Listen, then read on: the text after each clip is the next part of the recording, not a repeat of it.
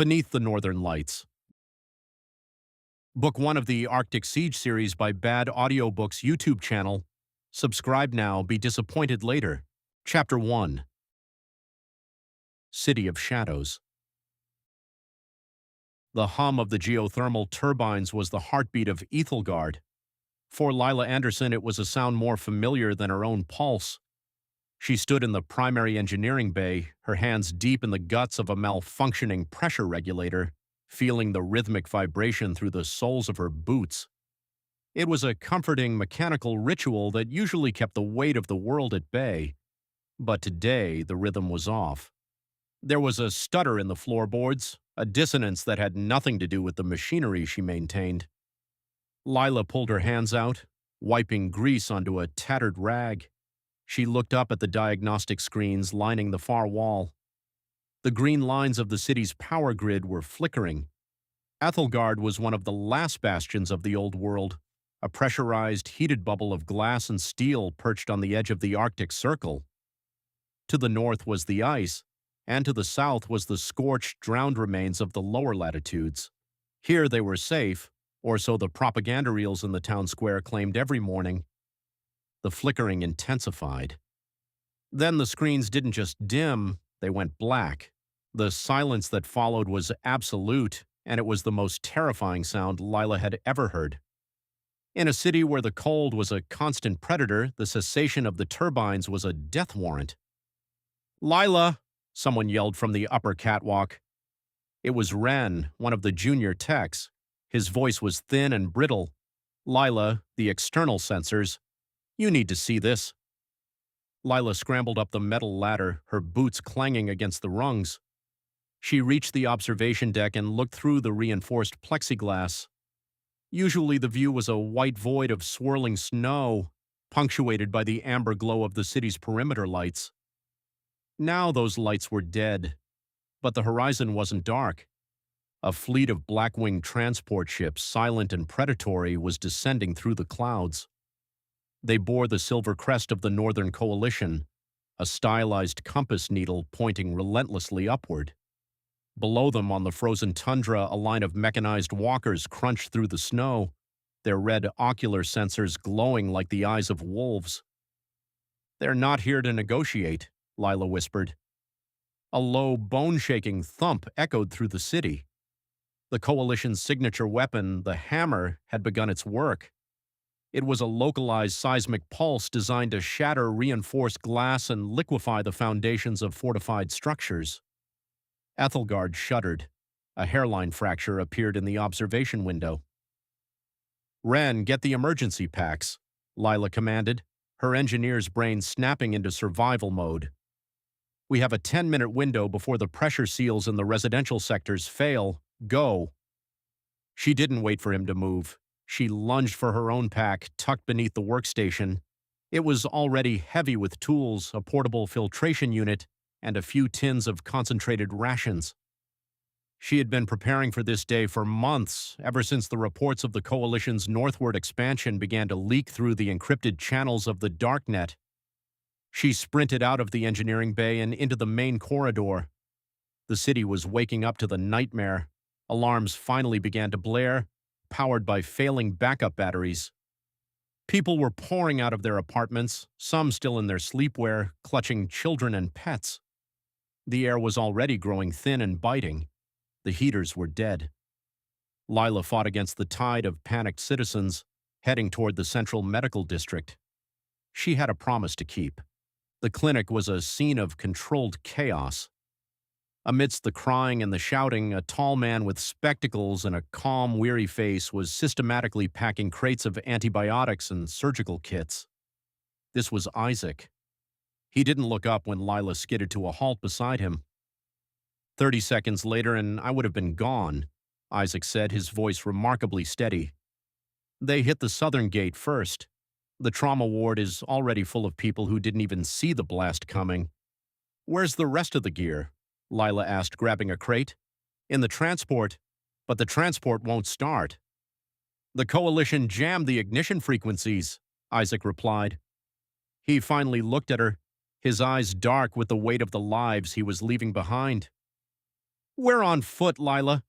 They shouldn't be able to jam the manual overrides, Lila said, her mind racing through the schematics of the city's utility vehicles. If we get to the basement level, we can bypass the external comms link. We need to find Anya. They moved through the corridors, which were now filling with smoke. The coalition had breached the outer shell. The sound of rhythmic, heavy footsteps, the boots of the peacekeepers, echoed from the floors above. Then came the screams. It wasn't just an occupation, it was a purging. The Northern Coalition didn't want the people of Ethelgard. They wanted its geothermal core and its strategic position. They found Anya in the tenement sector, huddled in a corner of her small apartment. She was clutching her 6-month-old son Leo against her chest, her eyes wide and glassy. She had a small bag slung over her shoulder, but she looked like she had forgotten how to move.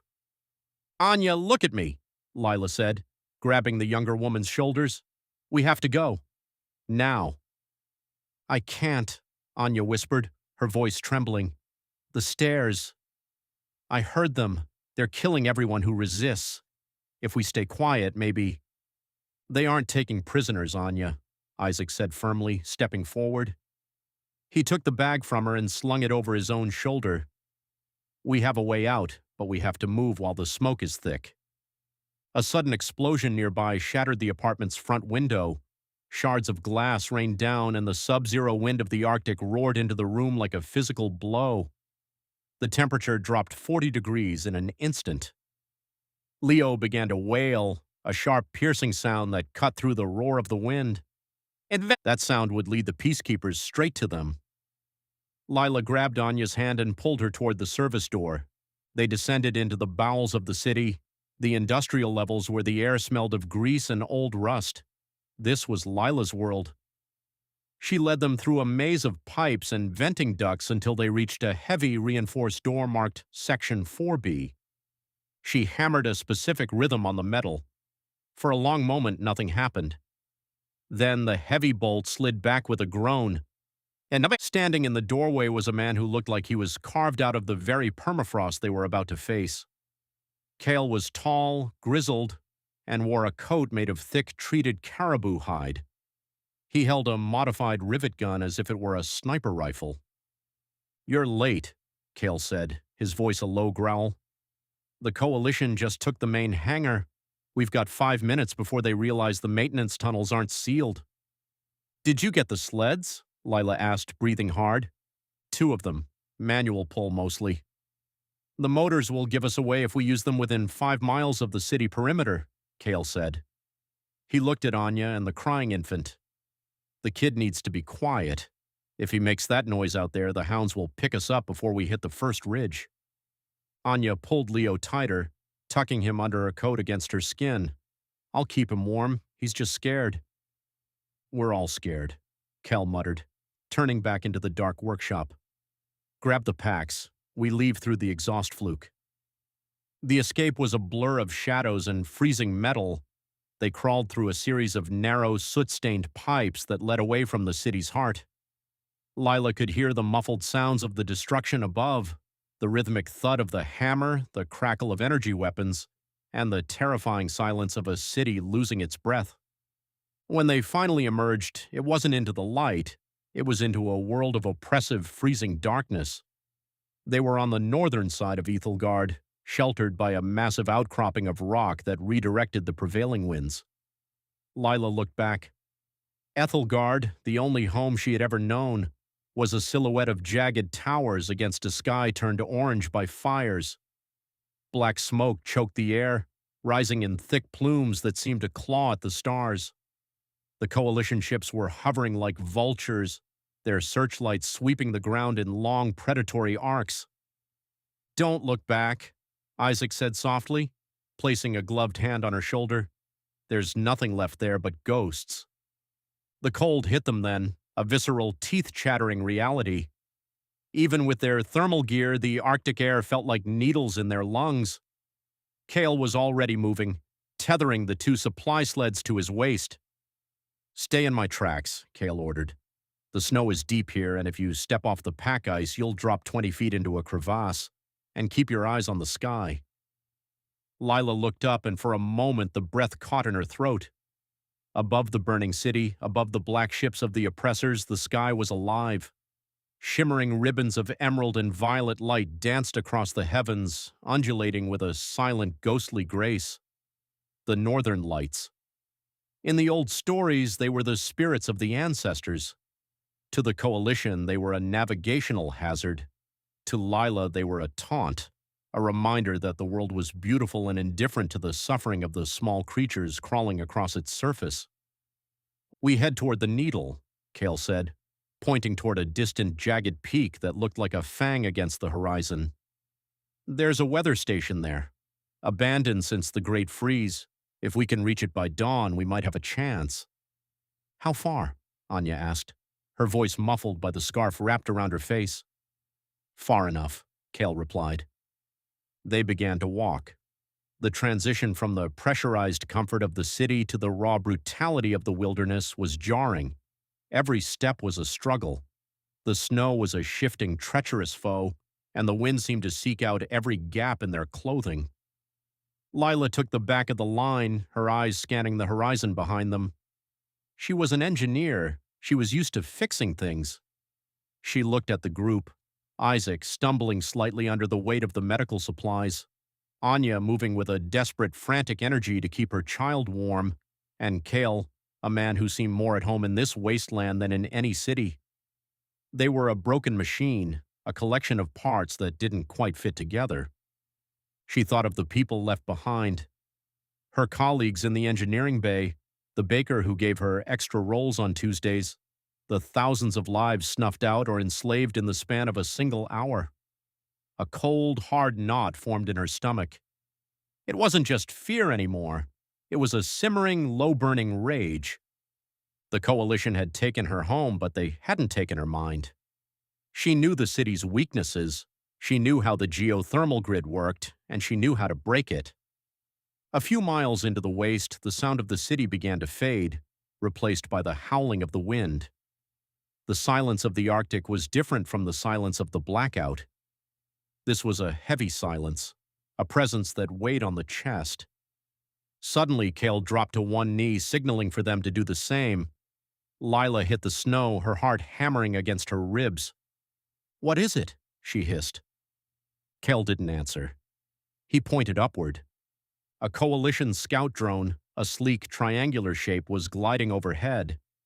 Its underside glowed with a faint blue light as its thermal sensors swept the tundra. They lay perfectly still, huddled together to minimize their heat signature. Lila held her breath, the air burning her throat. Beside her, Anya had her hand clamped over Leo's mouth, the baby's muffled whimpers lost in the wind.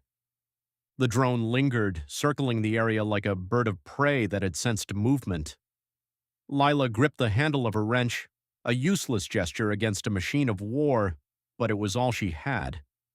She watched the blue light pass just feet from their position, illuminating the crystalline structure of the snow. After an eternity, the drone banked left and sped off toward the burning city.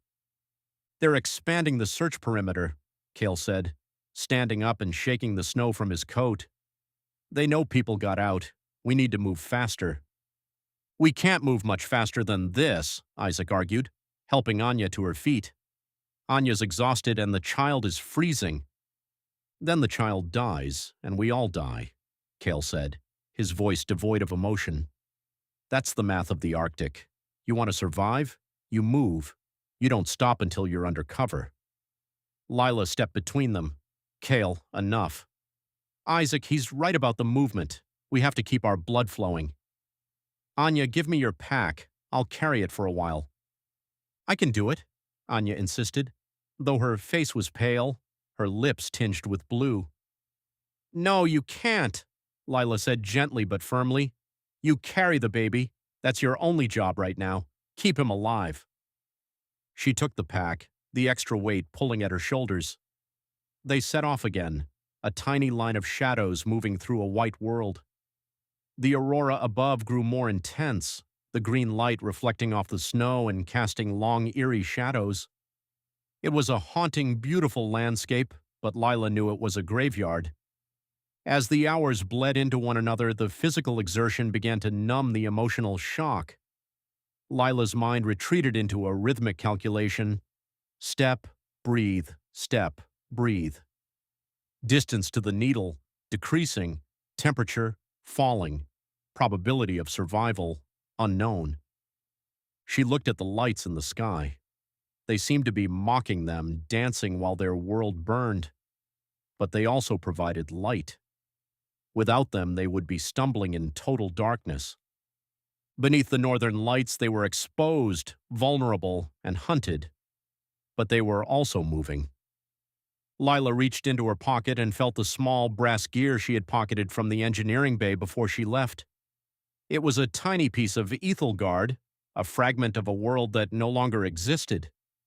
She squeezed it until the metal bit into her palm. We aren't just survivors, she thought, watching the broad back of Cale as he broke the trail through the snow. She looked at Isaac, who was checking on Anya every few minutes. She looked at Anya, whose eyes were fixed forward with a fierce maternal intensity.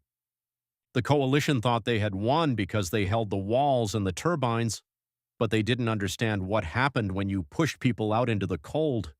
You didn't just kill them, you forged them.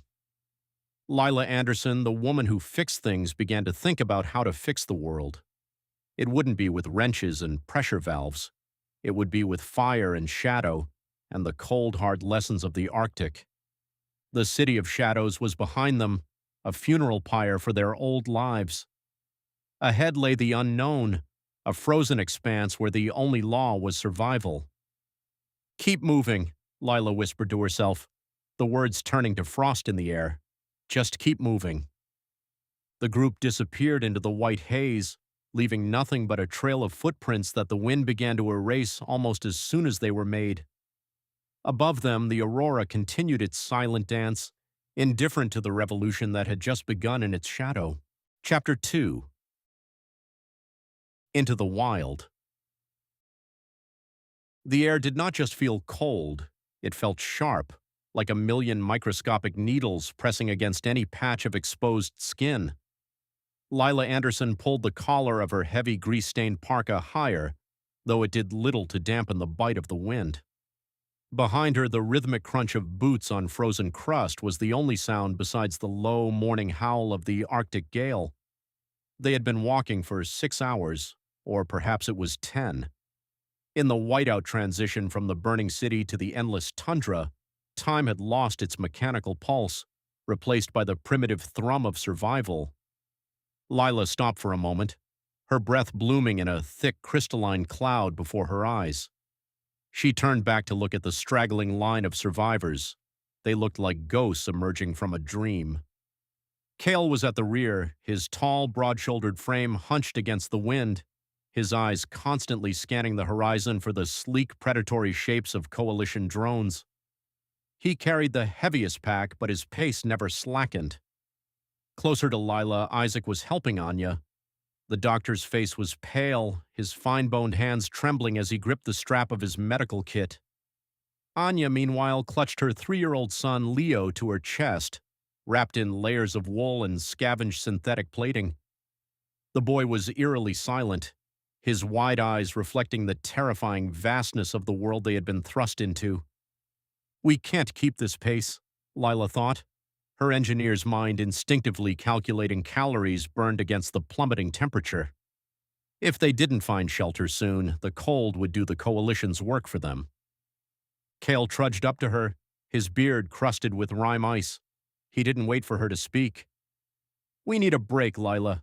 Anya's boots are leaking and the kid is shivering too hard. It's not sustainable. Lila looked past him toward the south. The horizon was still stained with a dirty, bruised orange. Their city, Oakhaven, was still burning. Even from miles away, the oily smoke of a dying civilization fouled the pristine Arctic air. It was a smudge on the world, a reminder that the Northern Coalition didn't just conquer, they erased. We go another mile, Lila said, her voice raspy. There's a ridge up ahead, a basalt formation I saw on the old topographical surveys. If we can get into the lee of the wind, we can set the thermal tent. Cale grunted, a sound of reluctant agreement. He looked at the others, then back at Lila. "You're sure about the ridge? If we get trapped in a box canyon, we're dead if a patrol finds us." "We're dead if we stay in the open," Lila countered. "The wind is picking up. If a whiteout hits before we're hunkered down, we'll lose each other in minutes." The group moved on, a slow, agonizing procession of shadows against the blue-white expanse. The Arctic was not a flat plain. It was a treacherous sea of frozen waves, hummocks of ice, and hidden crevices where the permafrost had buckled. Every step was an exercise in focus. Lila led the way, using a handheld surveyor's tool she'd snatched from her lab during the evacuation. Its screen was cracked, and the battery was dying, but it gave her a flickering wireframe of the terrain. As they climbed a gentle rise, the basalt ridge finally loomed out of the haze like the spine of a buried giant. It was dark, jagged rock, stripped bare of snow by the relentless winds. It offered the first hint of verticality in a world that had become oppressively horizontal. Lila signaled for the stop.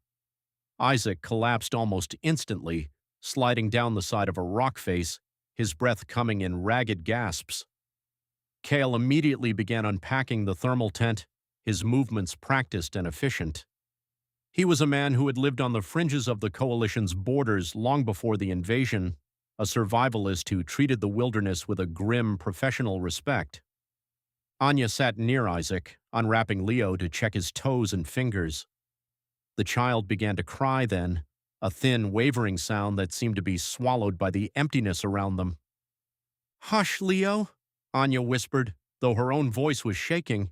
"We're going to get warm, I promise." Lila helped Cale stake down the tent. The fabric was a high-tech polymer stolen from a Coalition supply depot months ago during the first whispers of unrest. It was designed to trap body heat and reflect infrared signatures, making them invisible to the heat-seeking sensors of the drones that patrolled the skies. It was their only shield. Once the tent was upright and the seals were engaged, they piled inside. The space was cramped, the air thick with the smell of wet wool, unwashed bodies, and the metallic tang of the portable heater.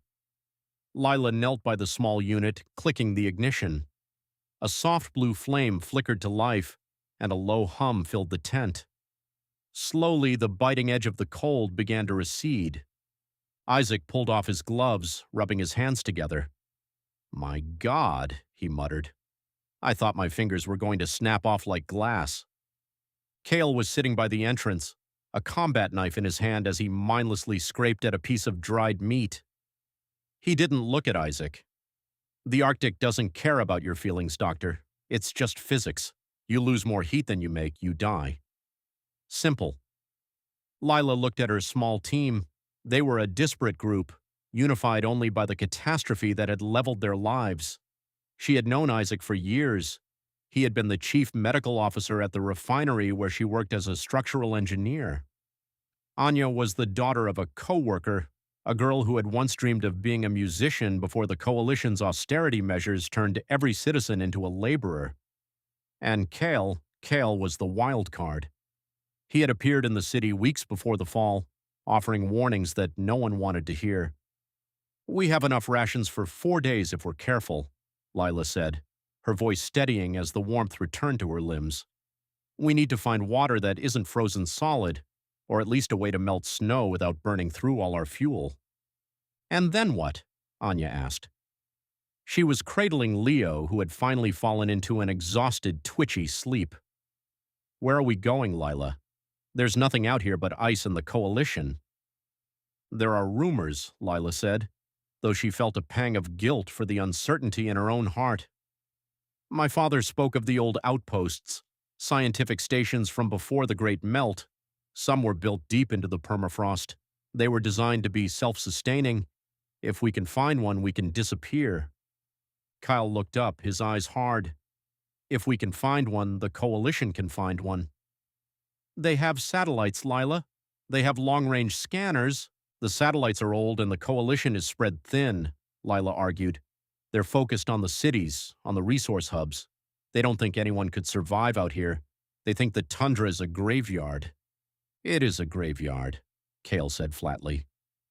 Isaac sighed, leaning his head back against the vibrating wall of the tent. Does it matter? We couldn't stay. You saw what they did to the square. They weren't just arresting people. They were clearing the slate. A heavy silence fell over them. The memory of the city's fall was too fresh, a raw wound that none of them were ready to poke. Lila closed her eyes, and for a moment she could still hear the screams, the rhythmic thud of the coalition's dropships, and the terrifying pressurized hiss of the gas canisters they had used to quell the resistance. Her home, her workshop, her blueprints, everything she had built was gone, reduced to ash and rubble in a matter of hours. She opened her eyes and looked at her hands. They were covered in small nicks and black grease. She was an engineer. She fixed things. She built bridges, optimized power grids, and reinforced foundations. But how do you fix a world that has been torn apart by its own greed and then shackled by a group of men who think they are gods? I'm going to take the first watch, Cale said, standing up. He had to stoop to avoid hitting the top of the tent. He stepped out into the vestibule, the small transition area between the inner tent and the outside world. Lila followed him a moment later, leaving Isaac and Anya to sleep. She found Cale peering through a small, clear window in the outer flap. The wind was still howling, but the snow had thinned. Cale, she said softly. He didn't turn around. You shouldn't have promised Anya we'd be warm. You shouldn't promise anything out here. I have to give them something to hold on to, Lila whispered. If they lose hope, they'll stop walking. And if they stop walking, they're dead. You know that better than I do. Hope is a luxury we can't afford, Cale said. It makes you sloppy. It makes you think there's a happy ending waiting if you just try hard enough. Out here, there is no ending, just more snow. Lila looked out the window with him.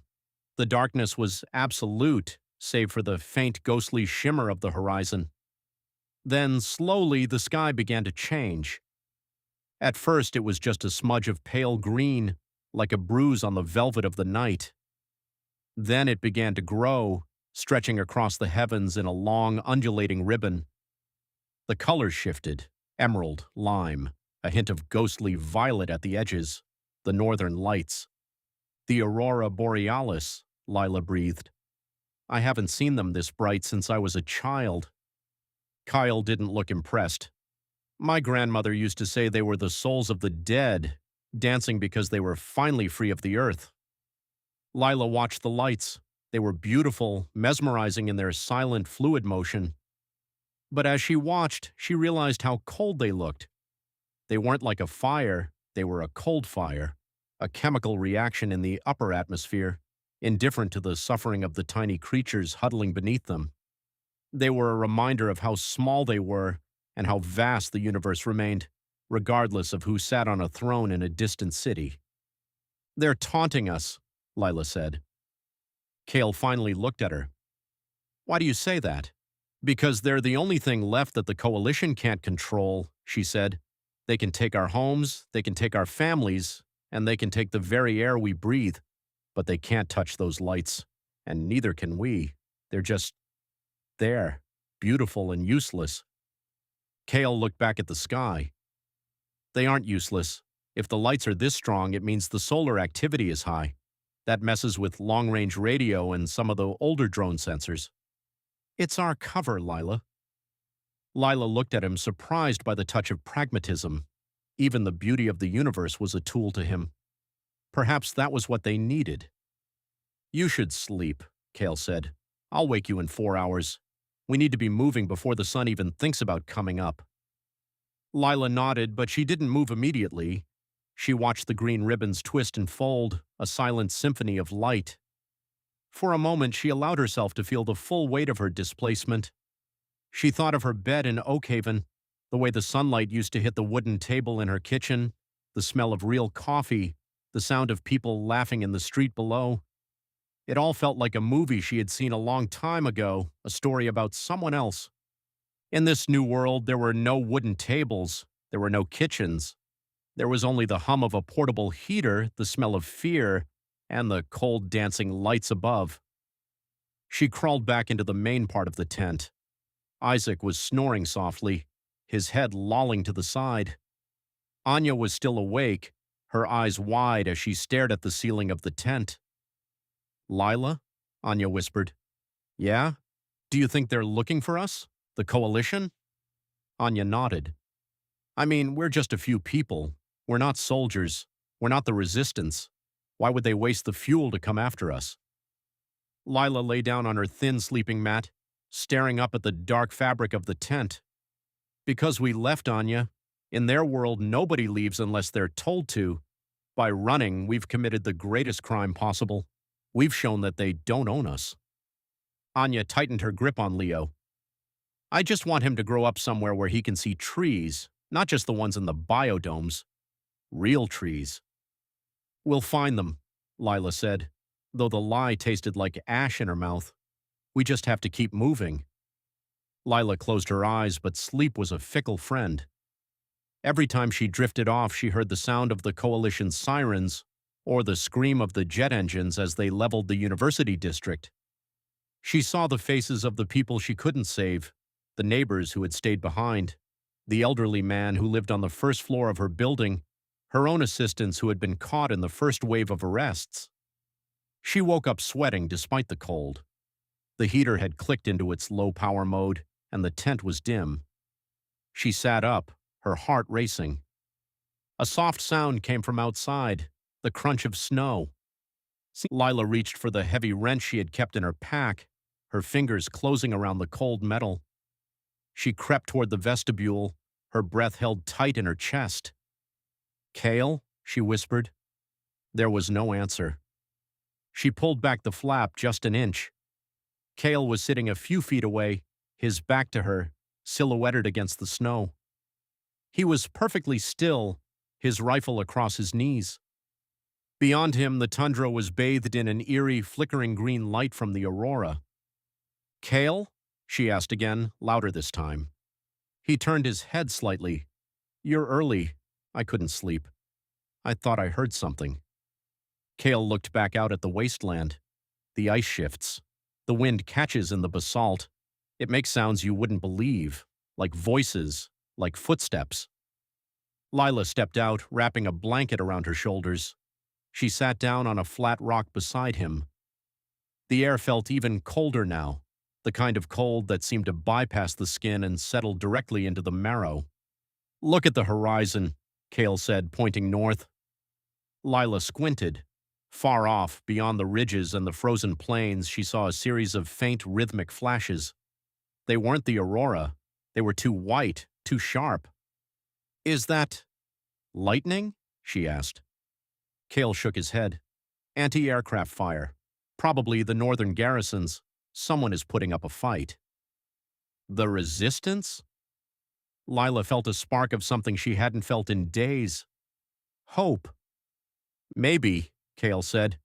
"Or maybe the coalition is just bored and practicing, but it means we aren't alone out here." They sat in silence for a long time, watching the distant war play out in silent flashes against the curve of the earth. It was a strange comfort, knowing that the world was still ending elsewhere, that the fire hadn't been extinguished entirely. Lila looked up at the northern lights again. They were pulsing now, a deep, vibrant violet bleeding into the green. It was beautiful, but it was also a warning. The atmosphere was thin, the planet's magnetic shield weakened by decades of environmental collapse. The lights were a symptom of a sick world, a beautiful rash on the skin of the sky. "We can't stay here more than a few hours," Cale said. "The wind is shifting to the north. That means a storm is coming in from the pole, a real one." "How long do we have?" "Until dawn, maybe. Then the visibility will drop to 0. If we aren't in a more permanent shelter by then, the tent won't hold. The wind will shred it." Lila thought of the map on her surveyor's tool. There was a decommissioned weather station, Station 4, about 15 miles to the northeast. It was a long shot, but it was the only structure marked for miles. "We head for Station 4, she said. Cale looked at her. "That's coalition territory, or it used to be." "It's our only chance, Cale. We can't survive a polar storm in a tent." Cale stood up, dusting the frost from his trousers. "Then we wake them up now." We move while we still have the lights to see by. Lila went back inside the tent. She felt a heavy weight in her chest, a mixture of dread and determination. She was an engineer, and she had a problem to solve. The variables were the cold, the wind, and the enemy. The solution was survival. "Anya, Isaac, wake up," she said, her voice firm. "We're moving." Isaac groaned, rubbing his eyes. "Already? It's still dark." "It's going to be dark for a long time," Lila said. "Pack your gear. Everything. We don't leave a single scrap behind."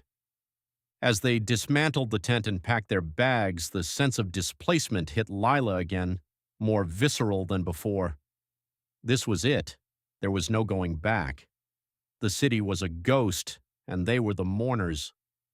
Every step they took into the white was a step further away from the people they had been. They stepped out of the shelter of the basalt ridge and back into the open tundra. The wind caught them immediately, a physical force that tried to push them back, to drive them down into the snow. Lila took the lead, her eyes fixed on the flickering needle of her surveyor's tool. Above them, the northern lights continued their silent, mocking dance, lighting the way with their cold green fire. The Arctic was a hungry thing, Lila realized. It didn't hate them. It just wanted to consume them, to turn their warmth into ice and their breath into frost. But as she looked back at Anya clutching Leo, at Isaac's grim face, and at Cale's steady, watchful stance, she felt a flicker of something stronger than the cold. They were a family now, forged in the fire of their city's destruction and tempered by the ice of the wilderness. They were the remnants of a world that refused to die. "Keep moving!" Lila shouted over the wind. "Don't look back!" They marched into the white, a small line of defiance against the vast, indifferent dark. Behind them, the city continued to burn, and above them, the light shimmered, indifferent to the struggle below, yet guiding them nonetheless into the heart of the wild. The journey had only just begun, and the North was waiting. Chapter 3. Lessons of Survival. The sun did not so much rise as it did bruise the horizon, a faint smear of violet and sickly yellow against the unrelenting white of the tundra.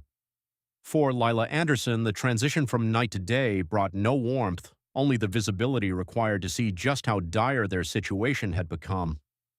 Her breath hitched in her throat, crystallizing instantly into a fine mist that clung to the fur lining of her scavenged parka. Beside her, the huddled forms of the others began to stir, shaking off layers of frost like ghosts rising from a shallow grave. They had spent the night in the lee of a jagged rock formation, a meager shield against a wind that felt like a serrated blade. Lila's hands were stiff, her joints protesting as she forced her fingers to curl and uncurl.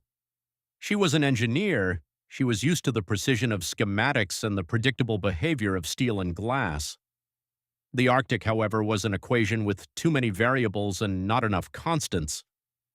"We need to move," Cale said, his voice a low growl that seemed to vibrate out of the very earth. He was already on his feet, his tall, weathered frame silhouetted against the pale dawn. He didn't look tired. To Cale, the wilderness wasn't an enemy to be conquered, but a landlord demanding a very specific and lethal rent. Lila stood up, her knees popping. "Where? If we keep walking blindly, we'll freeze before noon. We need a base, something better than a crack in a rock."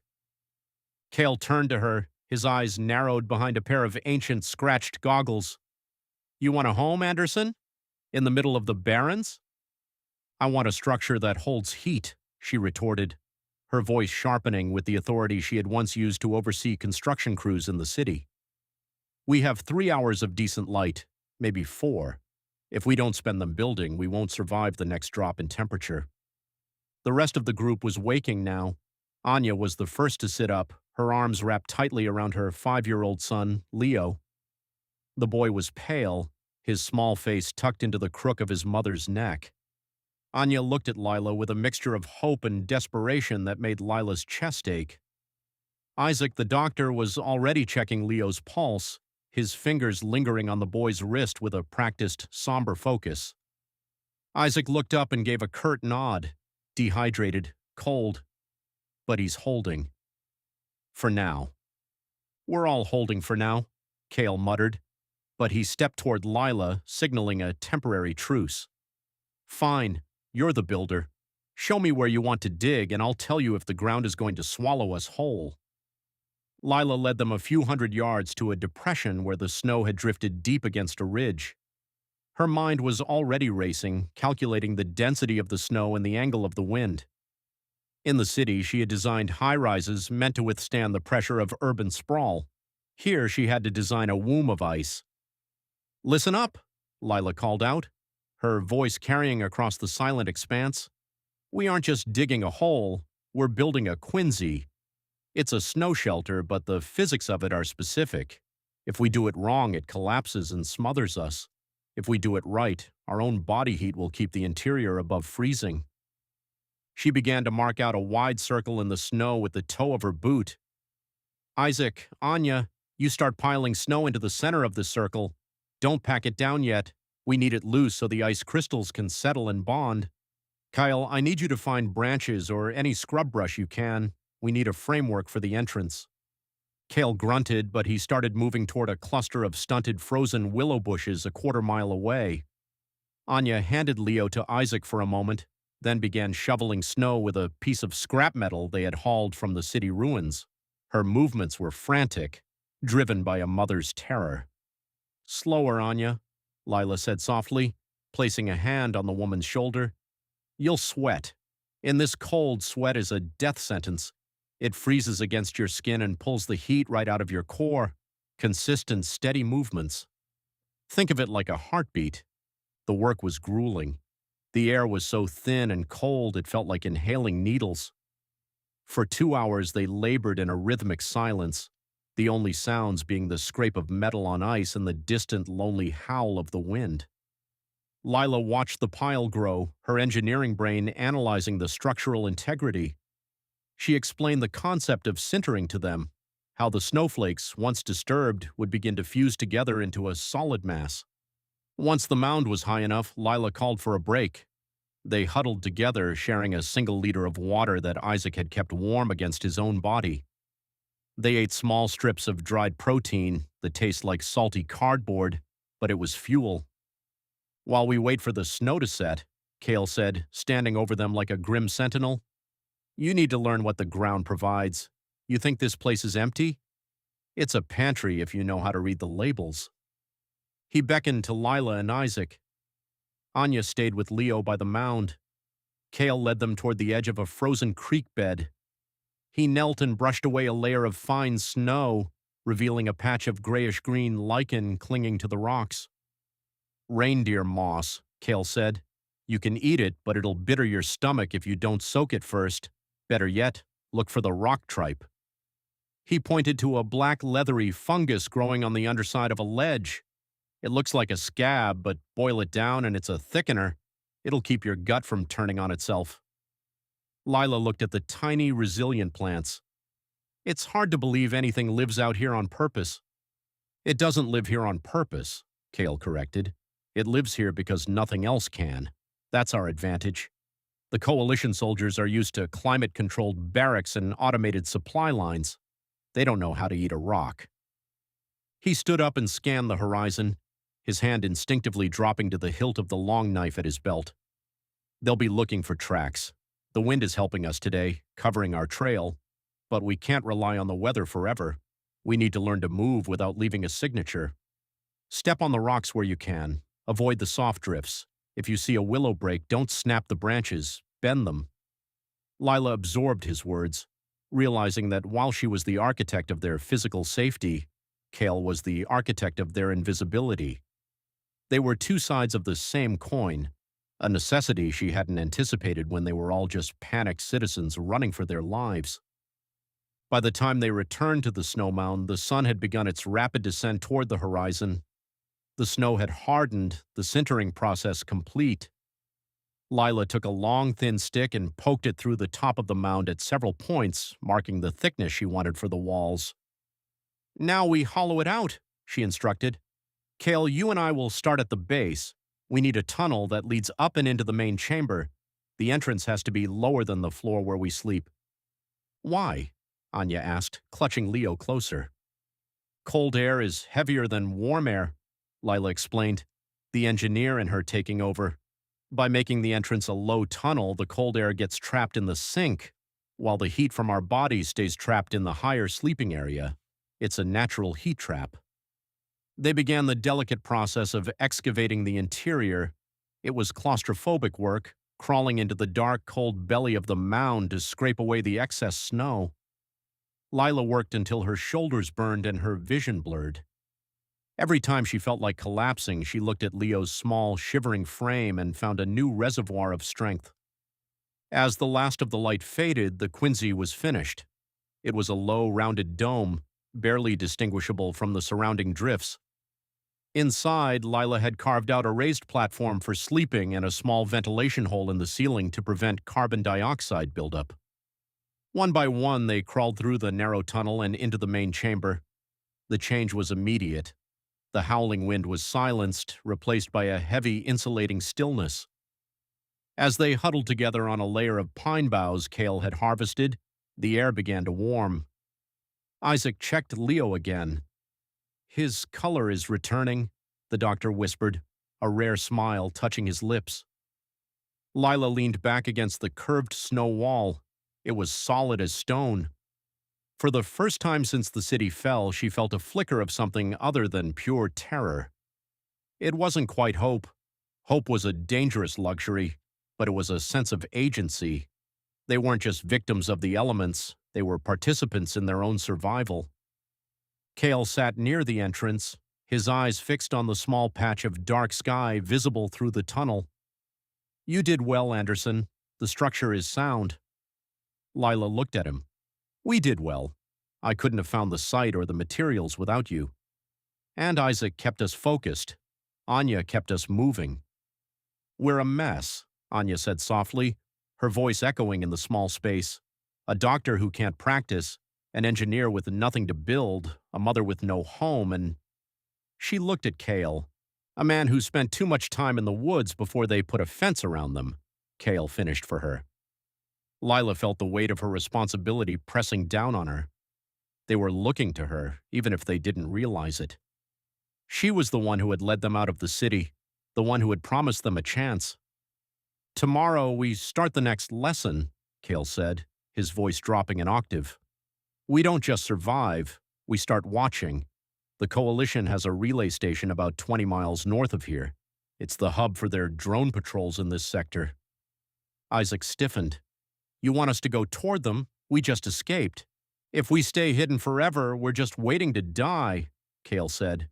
We need information. We need to know if there's anyone else out there. I've heard rumors for years, remnants of the old guard, people who didn't take the Coalition's mark. They call themselves the Frostwalkers. Rebels, Lila asked, her heart quickening. Survivors, Cale corrected. But if they exist, they'll have the resources we lack. Radios, weapons, a way to fight back. Lila looked up at the ventilation hole. The sky outside had turned a deep, bruised indigo. Suddenly, a ribbon of vibrant, ethereal green snaked across the opening, followed by a shimmer of violet. The Northern Lights. In the city, the auroras had been a distant curiosity, often obscured by the glow of the Coalition's high-altitude surveillance flares. Here, they were magnificent and terrifying. They pulsed with a rhythmic, silent energy, casting a haunting glow over the snow. They're beautiful, Anya whispered, her eyes wide. They're a beacon, Cale said grimly. The atmosphere is thin up here. Those lights, they're beautiful because the world's shield is weak. Don't let them fool you. They don't care if we live or die.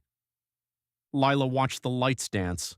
She thought of the city, the smoke, the screams, the rhythmic thud of the Coalition's boots on the pavement. She thought of her office, her blueprints, the life that had been stripped away in a single afternoon of violence. The lights weren't a beacon of hope, she realized. They were a reminder of the scale of the world. The Coalition thought they owned the Earth, but out here, under the shimmer of the aurora, their power felt small, brittle. We learn to hunt tomorrow, Cale continued, oblivious to Lila's internal monologue. And we learn to trap. If we're going to find the rebels, we need to be strong enough to make the journey. I can teach you how to set up a perimeter, Lila said, her voice gaining strength. We can use the scrap metal and some of the wire Isaac has in his kit. If anything moves within 50 yards of this shelter, we'll know. Isaac nodded. And I can show you how to treat frostnip before it turns into gangrene. We need to be meticulous. One mistake, one ignored blister, and the group slows down. And if the group slows down, we all stop, Cale finished. They fell into a fitful sleep, huddled together for warmth. Lila lay awake for a long time, listening to the steady breathing of her companions. The Quincy groaned slightly as the snow settled further, a living sound that felt strangely comforting. She realized then that the lessons of survival weren't just about building shelters or finding moss. The real lesson was the shedding of their old identities. Lila wasn't an engineer anymore, she was a guardian. Isaac wasn't a doctor in a white coat. He was a combat medic in a frozen hell. They were being forged, hammered by the wind and tempered by the cold into something harder, sharper. Hours later, Lila was jolted awake by a sound. It wasn't the wind. It was a low, rhythmic thrumming vibrating through the packed snow of the floor. She sat up, her hand instinctively reaching for the heavy wrench she had kept as a makeshift club. Kyle was already awake, his body tensed like a spring. He pressed his ear to the snow wall. "Drones?" Lila whispered. Kyle shook his head, his expression grim. "Larger, transport ships. They're moving something heavy toward the northern ridge." "The coalition," Anya breathed, waking Leo, who began to whimper. Lila crawled toward the tunnel. "We need to see." Cale grabbed her arm. "If you go out there, keep low. The lights are bright tonight. You'll be a black dot on a white canvas." Lila nodded and slid through the tunnel, emerging into the biting air. The temperature had plummeted even further, the cold hitting her like a physical blow. She crawled to the top of the ridge and peered over. A few miles to the east, a line of lights moved across the tundra.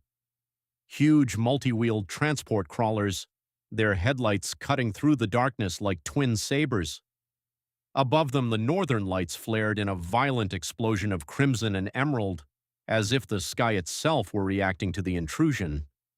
The coalition wasn't just patrolling, they were expanding. They were bringing the machinery of their oppression into the last wild place on Earth. Lila felt a coldness in her chest that had nothing to do with the weather.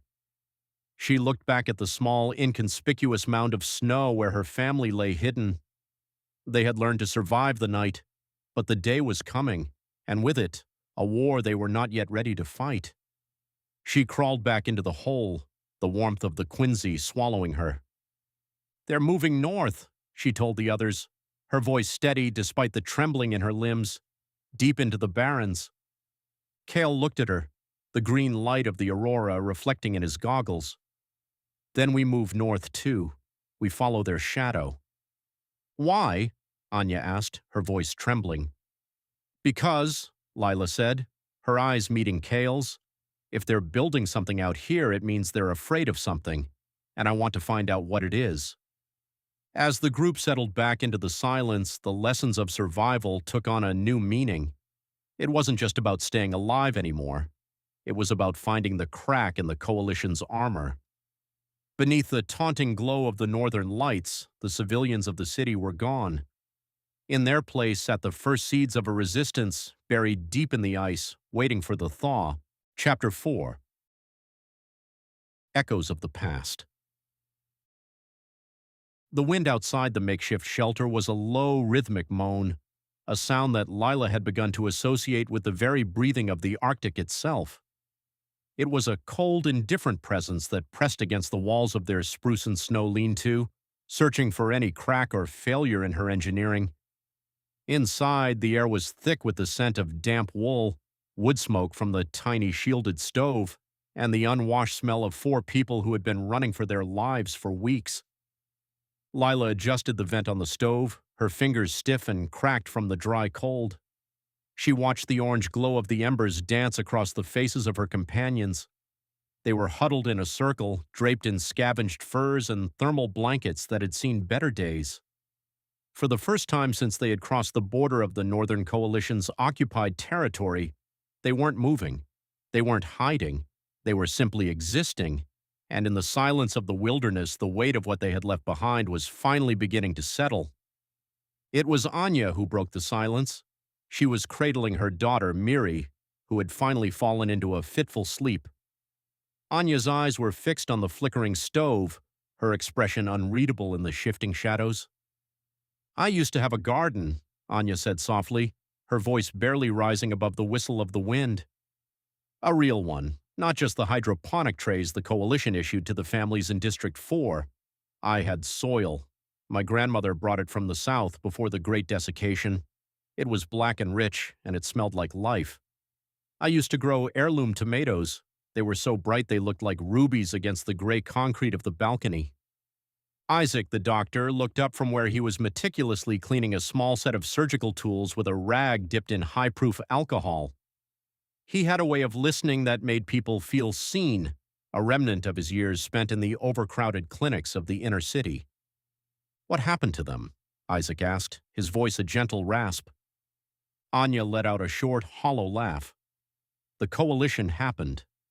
When the rationing laws changed, they decided that private soil was a luxury the state couldn't afford. They came with scanners and biohazard bags. They took the dirt, Isaac. They took the dirt and left me with plastic trays and chemical sludge.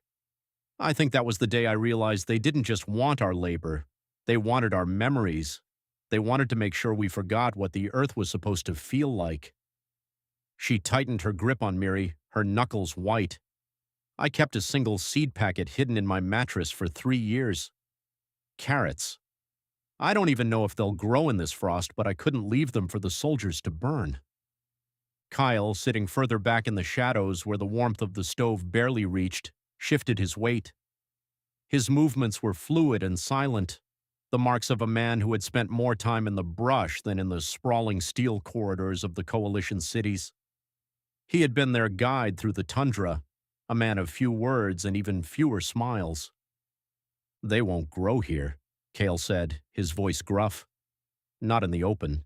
The permafrost doesn't give anything back once it takes it." Anya looked at him, a flash of defiance in her eyes. "Then we'll make a way. Lila can build something, can't you, Lila?" Lila felt the weight of their expectations, a familiar burden that had followed her since she was a lead systems engineer in the capital. She looked at her hands, the grease from the stove embedded in the lines of her palms. "I can build a frame," Lila said, her voice cautious. "But Cale is right. The sun is a stranger up here for half the year. We'd need light, heat, and a way to cycle the air without letting the freeze in. It's not impossible, but it's a drain on resources we don't have yet." Cale grunted, a sound that could have been agreement or dismissal. "You're all still thinking like city dwellers. You think because you have a plan and a blueprint, the world will bend to you. The Arctic doesn't care about your blueprints. It doesn't care about your rubies or your carrot seeds. It only cares about how much heat you can keep inside your skin before the air steals it." Isaac set down a scalpel and leaned forward, his face illuminated by the stove. "And what about you, Cale? You speak like someone who was born in a snowdrift, but we all know the Coalition didn't let anyone live out here legally. What did they take from you that sent you into the ice?" The tension in the room shifted. It was a dangerous question. In the cities, asking about someone's past was a breach of etiquette at best and a death sentence at worst. But out here, under the flickering auroras that they could see through the small reinforced window of the lean-to, the rules of the old world felt thin and fragile. Cal didn't answer for a long time. He reached into his pocket and pulled out a small whetstone, beginning to sharpen his hunting knife with slow, deliberate strokes. The rasp of metal on stone was the only sound for a full minute. "I was a border ranger," Cale finally said, not looking up. "Before the Coalition consolidated the northern territories. I was the one who mapped the paths you're walking on now. I worked for the Department of Resource Security." Lila felt a chill that had nothing to do with the wind. The DRS was the precursor to the Coalition's current military arm. They were the ones who had enforced the first migrations, The ones who had cordoned off the habitable zones and left the rest of the population to starve in the drylands. So you were one of them, Anya whispered, her voice trembling. You were the ones who cleared out the villages. Cale stopped sharpening his knife.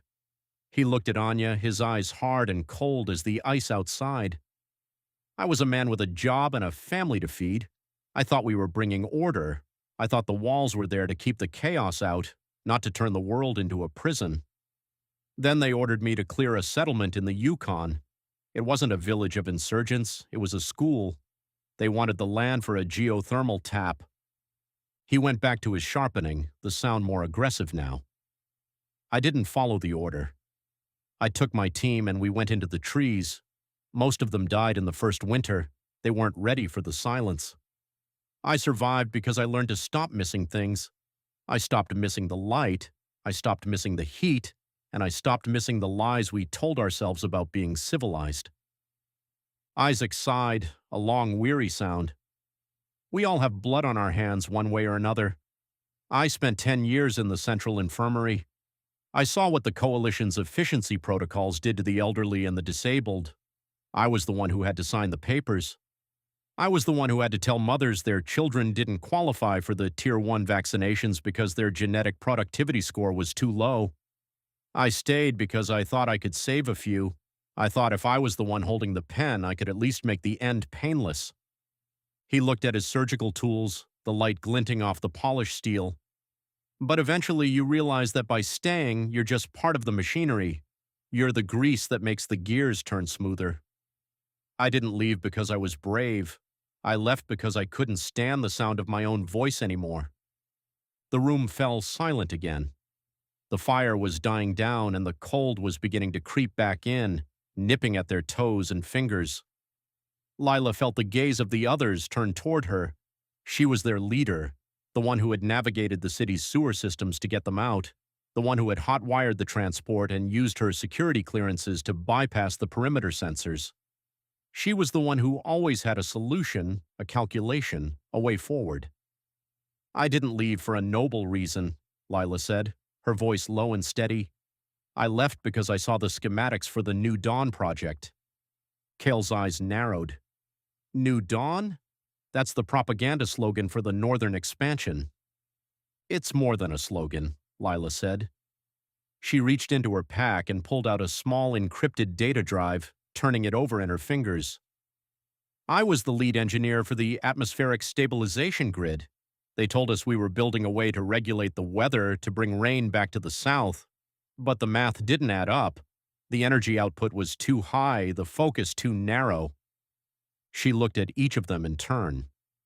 It's not a weather machine. It's a weapon. They're building a way to collapse the ionosphere over any region that resists them. They can literally boil the air out of a city from 300 miles away. When I realized what I was building, I tried to delete the files. I tried to sabotage the main server. And? Isaac asked. And they caught me, Lila said, a bitter edge to her voice. Or they almost did. I had 3 minutes to get out of the lab before the security lockdown. I took the drive with the master codes and I ran. I didn't think about who I was taking with me or where I was going. I just knew that if they finished that project, there wouldn't be a world left to fight for. Anya's face was pale. You have the codes? To the weapon? I have the kill switch, Lila corrected. But it's useless unless we can get close enough to a coalition relay station to upload it. And right now we're just 4 people trying not to freeze to death in a hole in the ground. Cale stood up, his tall frame nearly hitting the low ceiling of the shelter. He walked over to the small window and scraped away a layer of frost. Outside, the sky was erupting in a violent, beautiful display of green and violet. The northern lights were dancing, long curtains of light shimmering across the stars, casting a ghostly glow over the jagged peaks of the mountains. They're searching for us, Cale said, his voice devoid of emotion. Those lights aren't just solar flares. The Coalition uses the ionized atmosphere to bounce their long-range scanners. Every time the aurora flares like that, their resolution improves. They know we're out here somewhere. Anya clutched Miri tighter. How long do we have? Until the wind dies down, Cale said. Once the storm passes, they'll send the drones. They can't fly in this wind, but the moment it drops, they'll be over these mountains like a swarm of locusts. Lila stood up, joining Cale at the window. She watched the lights, her engineer's mind already calculating the distance to the nearest relay station she knew of. A remote outpost near the coast, hundreds of miles to the north. It was a suicide mission. They had no vehicles, limited food, and the coalition had the most advanced tracking technology in human history. But as she looked at the people in the room, the doctor who had lost his soul to bureaucracy, the mother who had saved a handful of seeds, the ranger who had rediscovered his humanity in the ice, she felt a spark of something she hadn't felt in years. It wasn't hope, not exactly. It was something harder, something forged in the same cold that was trying to kill them. "We aren't just survivors," Lila said, her voice gaining strength. "We're the only ones who know the truth. Cale, you know the terrain. Isaac, you know how to keep us moving. Anya, you have the reason to keep us going." She turned back to the group, her eyes reflecting the green light of the aurora. "We're going to find the resistance. I heard rumors in the city, stories of people who went into the deep north and never came back, people who are living in the old mines beneath the ice." "Those are ghost stories, Lila," Isaac said, though there was a note of longing in his voice. "Then we'll become ghosts," Lila replied. "We'll move under the lights, use the interference to mask our heat signatures. We'll learn to live in the places they're afraid to go." Cale turned away from the window, his expression unreadable. "It's a long way to the coast. The mountains between here and there are called the Devil's Teeth for a reason. There's no food, no cover, and the wind can strip the skin off your bones in minutes." "Then we'd better start getting ready," Lila said. The tension in the room didn't vanish, but it shifted. The secrets they had shared acted as a sort of mortar, filling the cracks between them. They were no longer a group of strangers thrown together by catastrophe. They were a cell. They were a threat. Anya stood up and began to pack their meager supplies, her movements quick and efficient. Isaac returned to his medical kit, checking the seals on his remaining antibiotics. Kyle watched them for a moment, then reached out and took Lila's hand. His palm was rough, covered in scars, but his grip was steady. "If we do this," Cale whispered so the others wouldn't hear, "there's no going back. If they catch us with that drive, they won't just kill us. They'll make sure we're remembered as the ones who tried to burn the world." Lila looked at him, her chin tilted up. "They're already burning the world, Cale. We're just the ones trying to put out the fire." She looked back at the stove, which was now nothing more than a few glowing coals. With a quick, decisive motion, she poured the last of their melted snow over the embers. The room plummeted into darkness, save for the faint, ethereal glow of the aurora filtering through the frost-covered glass. In the dark, the echoes of their past seemed to linger. The smell of Anya's tomatoes, the sound of Isaac's pen, the weight of the lives Cale had failed to save, and the hum of the machines Lila had designed. They were ghosts of a world that was already dead, haunting the edges of a new, colder reality. But as they shouldered their packs and prepared to step out into the biting wind, they weren't moving as individuals anymore. They moved as a single unit, a shadow against the snow. The door creaked open and the Arctic air rushed in, a violent, freezing force that stole the breath from their lungs. Lila stepped out first, her boots sinking deep into the fresh powder. Above her, the northern lights shifted, a brilliant wave of emerald green that seemed to pulse in time with her own heartbeat. It was beautiful. It was terrifying. And for the first time in her life, it was home. They began to walk, a small line of dark shapes against the vast white expanse. Behind them, the shelter they had built was already being reclaimed by the snow, the traces of their existence vanishing into the storm. Ahead lay nothing but the unknown, the cold, and the flickering, taunting promise of the lights. Lila didn't look back. She kept her eyes on the horizon, on the jagged silhouette of the mountains that stood between them and their only chance at defiance. Her mind was already working, mapping the route, calculating the calories, planning the resistance. The coalition had built their fortresses of steel and glass, thinking they had mastered the world, but they had forgotten the wilderness. They had forgotten the people who had nothing left to lose. And beneath the shimmer of the aurora, in the heart of the frozen night, the resistance was finally beginning to breathe. Chapter 5. Beneath the lights. The wind did not just blow across the tundra, it carved through it, a wetted blade of ice that sought out every microscopic gap in their scavenged thermal gear. Lila Andersson pulled the collar of her heavy grease-stained parka higher, tucked her chin into the frayed wool of her scarf, and squinted against the horizontal drift of crystalline snow. Behind her, the makeshift shelter, a shallow cave reinforced with corrugated metal sheets salvaged from a derelict weather station, huddled against the base of a jagged basalt ridge. It was a miserable excuse for a home, but in the 3 weeks since they had fled the smoke and screams of the city, it was the only thing standing between them and a frozen grave. She checked the integrity of the thermal seals she had rigged around the entrance. Her fingers, despite the layers of gloves, felt like leaden weights. As an engineer for the Northern Coalition's Infrastructure Bureau, she had spent years designing systems to keep the elite warm and the machinery humming. Now she was using those same principles to prevent a dozen people from turning into statues. She tapped the gauge on the portable heat recycler. The needle hovered precariously close to the red zone. The filters were clogging with fine ice dust, and the battery cells were draining faster than she could leap. Charge them with the hand-cranked dynamo. "Lila," a voice rasped from the darkness of the cave mouth. She turned to see Cale leaning against the rock. The grizzled survivalist looked more like a specter than a man, his beard encrusted with rime, his eyes perpetually narrowed as if scanning for a threat that was always just over the horizon. He didn't like the cave. He didn't like being stationary. To Kyle, movement was life, and stillness was an invitation to the Coalition's hunters. "The wind is shifting," Cale said, his voice a low, gravelly rumble. "It's pulling from the north. We're going to get a heavy dump of snow before dawn." "I know," Lila replied, her breath blooming in a thick white cloud. "I'm trying to reinforce the overhang.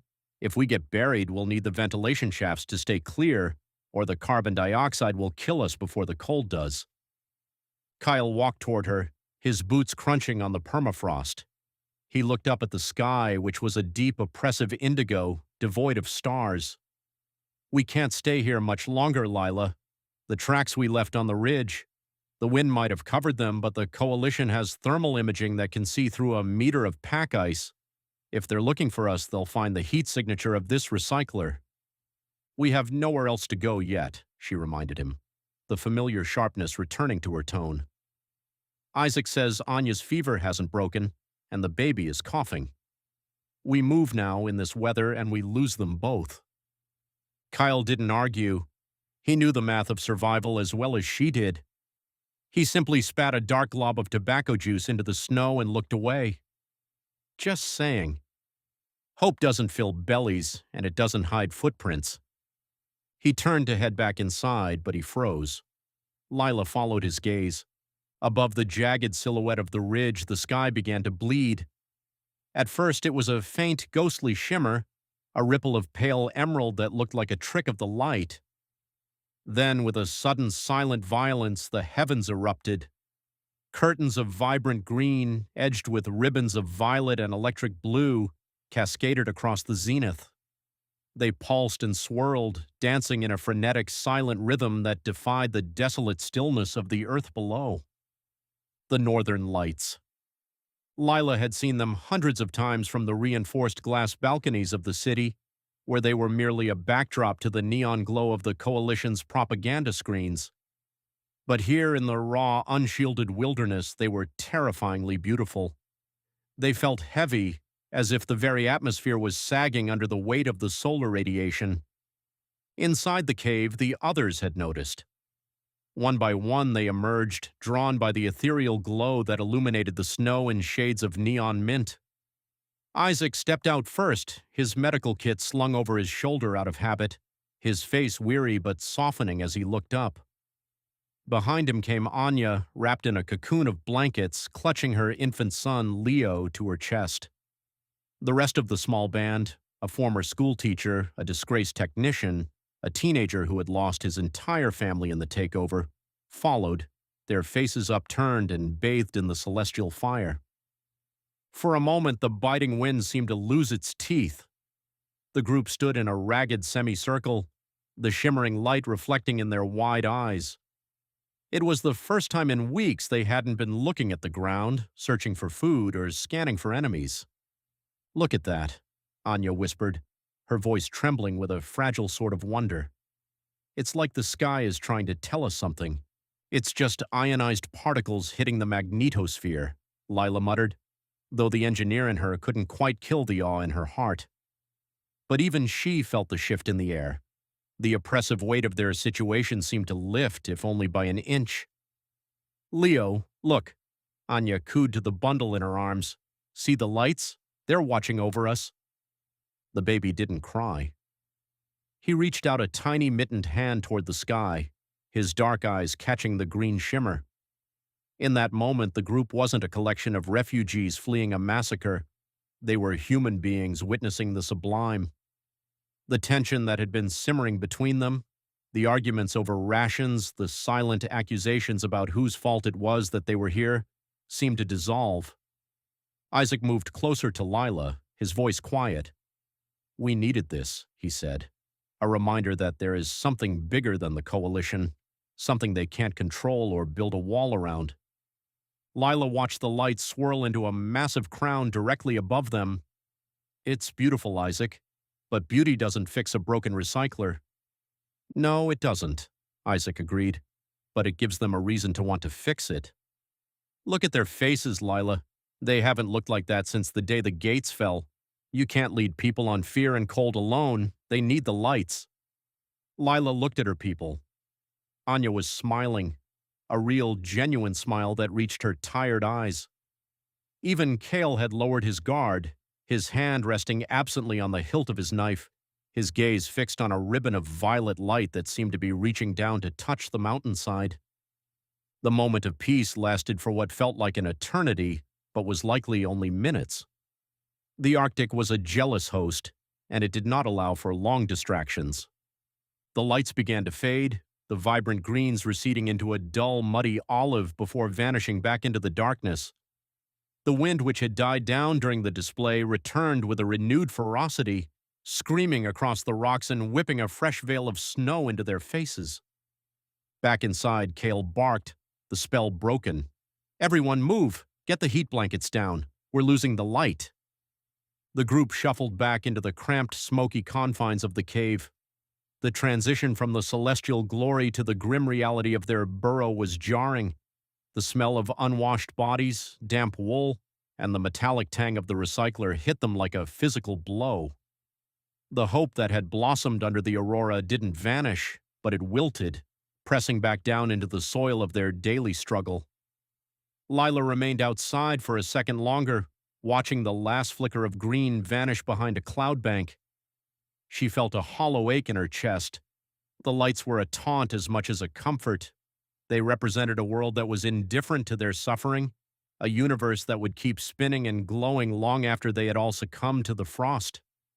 She ducked into the cave and pulled the heavy thermal curtain shut, sealing out the night. Inside, the atmosphere had shifted back to one of quiet desperation. Anya was kneeling by the small heater trying to warm a bottle of melted snow for the baby. Isaac was checking his meager supply of antibiotics, his brow furrowed in the dim light of a flickering LED lantern. "Lila," Isaac called out, his voice stripped of the warmth it had held outside. "We have a problem." She walked over to him, her boots clicking on the stone floor. "What is it?"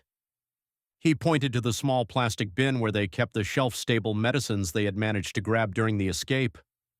"The seal on the insulin vials is cracked. The extreme temperature fluctuations. The glass didn't hold. It's contaminated." Lila felt a coldness that had nothing to do with the weather. "Who needs it?" "Marta," Isaac said, nodding toward the elderly woman sitting in the corner wrapped in 3 coats.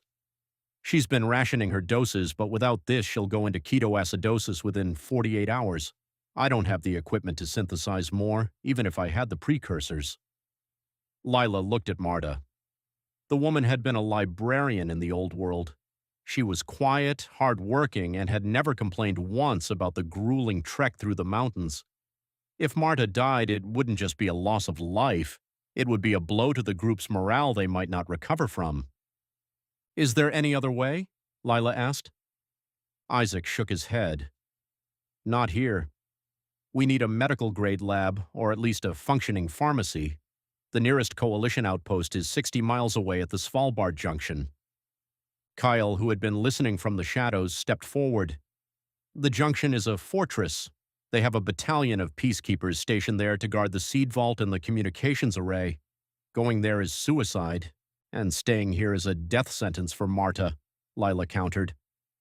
Kale stepped into the circle of light, his face hard. 1 life versus 12, Lila. That's the math.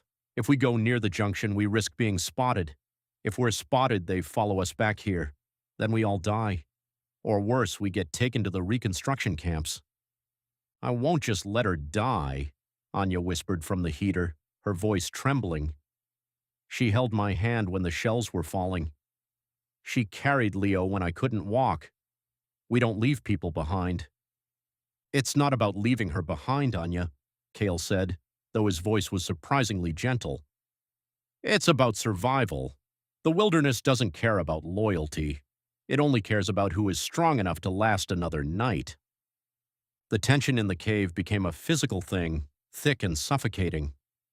This was the darkening reality the Aurora had momentarily masked. The bonds they had forged were being tested by the cold, hard logic of their environment. Lila looked from Kale's stern face to Isaac's weary eyes, then to Marta, who sat silently, her gaze fixed on the floor as if she had already accepted her fate. I can't make that call yet, Lila said, her voice sounding hollow even to her own ears. Kale, check the perimeter again. Isaac, see if there's anything at all, you can do to stretch what's left. I'm going to look at the recycler. She retreated to the back of the cave where the machine hummed its sickly, rhythmic tune. She knelt beside it, pulling out her toolkit. She needed to focus on something she could fix. Screws, wires, heat exchangers. These things made sense. They followed laws. They didn't have souls or families. As she worked, she felt a presence behind her. It was the teenager, Eric. He was holding a piece of charred wood, drawing aimless circles in the dust on the cave floor. Do you think they're still looking for us? He asked quietly. Lila didn't look up from the recycler's manifold. The coalition doesn't like loose ends, Eric. We're a loose end. Why? We're just people. We don't have any weapons. We don't have any power. Because we left, she said, finally turning to look at him. In their world, nobody leaves unless they're told to. By surviving out here, we're proving they don't have total control. That's more dangerous than a bomb. Eric looked at his drawing. I wish the lights would stay. When they were there, I didn't feel hungry. Lila reached out and squeezed his shoulder, her gloved hand heavy. Get some sleep, Eric. We have a long day tomorrow. She turned back to the machine, but her mind was racing. She knew Kale was right about the danger of the junction, but she also knew Anya was right about their humanity. If they started sacrificing their own for the sake of the math, they would become no better than the regime they were fleeing. The Northern Coalition was built on the idea that the individual was expendable for the sake of the state. If Lila adopted that same philosophy, what were they actually fighting for? Hours passed. The cave grew colder as the storm outside intensified. The wind howled through the basalt crags, sounding like the screams of the damned. One by one, the others drifted into a fitful sleep, huddled together for warmth.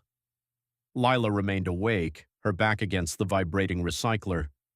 She was staring at the thermal curtain, watching it ripple with every gust of wind.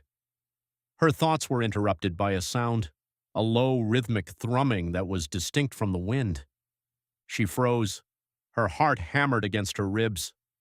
She looked over at Kale, who was already awake, his hand gripping the stock of his scavenged rifle. He had heard it too. He crawled over to her, his movements silent and fluid. "Turbine engines," he whispered. Lila's stomach dropped. "Drones?" "Too heavy for drones," Cale said. "A transport, or a scout flyer. They're sweeping the sector." The sound grew louder, a deep mechanical pulse that seemed to vibrate in the very rock beneath them. Lila reached out and killed the LED lantern, plunging the cave into total darkness. She felt the others stirring, the air filling with the sound of sharp intakes of breath and muffled whimpers. "Stay quiet!" Lila hissed into the dark. "Don't move!" The sound reached a crescendo, a roar that drowned out the wind. A beam of blinding white light slashed across the thermal curtain, leaking through the gaps at the edges. It swept back and forth, a great eye searching the wasteland. The group sat in terrified silence, paralyzed by the knowledge that a single thermal spike, a single cough, or a single glint of metal could end everything. The light lingered on the cave entrance for a heartbeat that felt like an hour. Lila held her breath until her lungs burned. She thought of the aurora, of the beautiful, indifferent green light, and compared it to this, the sterile, murderous white light of the coalition. Then, slowly, the roar began to fade. The beam of light moved on, sweeping further down the valley toward the frozen coastline. The vibrations in the rock diminished until only the wind remained. They sat in the dark for a long time, nobody daring to speak. "They're getting closer," Cale finally said, his voice a jagged shard of glass. "They aren't just patrolling, they're hunting." Lila let out her breath in a long, shaky exhale. "They're looking for the heat. We can't stay here. If we keep the recycler running, they'll find us on the next pass. If we turn it off, we freeze," Isaac pointed out from the darkness. Lila stood up, her decision crystallizing in the cold. "We move tomorrow, not away from the junction, but toward it." The silence that followed was heavy with shock. "Lila, that's suicide," Cale said, his voice rising. "No, it's the only move they won't expect," she said, her engineering mind clicking into gear, calculating risks and variables. "The junction is a hub. It has supplies, medicine, and most importantly, it has a communications array. If the rumors about the rebels are true, if there's anyone left out there fighting, that's where we'll find a trace of them. We can't just hide in a hole until we starve or freeze. We have to fight back."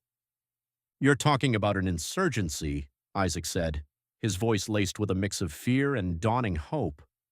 "We're a doctor, a mother, and a librarian. We aren't soldiers. We're survivors," Lila corrected him. "And right now, that's the same thing." She walked over to the curtain and peeled it back just an inch. The storm was still raging, but the sky had cleared in a small patch directly above. The aurora was gone, replaced by the cold, distant stars. "We take the medicine for Marta," Lila continued. "We take whatever food we can carry, and we find a way to let the coalition know that the North doesn't belong to them." Cale stood up and walked to her side. He looked out at the frozen hellscape. "You know the odds, Anderson. They're practically zero." "I've never liked the math anyway," she replied. Cale looked at her for a long moment, then gave a short, grim nod. "Fine, but if we're going to do this, we do it my way. No more campfires, no more singing. We become ghosts." "I can live with being a ghost," Anya said from the shadows, her voice firm, "as long as Leo grows up in a world where he can see the lights without being afraid of what's underneath them." The group began to stir, the fear of the scout flyer replaced by a new, frantic energy. They began to pack their meager belongings, moving with a purpose they hadn't possessed hours before. The hidden tensions were still there, the hunger was still gnawing, and the cold was still absolute, but the dynamic had shifted. Lila watched them, feeling the immense weight of the responsibility she had just claimed. She wasn't just leading them to safety anymore, she was leading them into a war. She looked up at the stars one last time. Beneath the northern lights, they had found a moment of peace, but in the darkness that followed, they had found their teeth.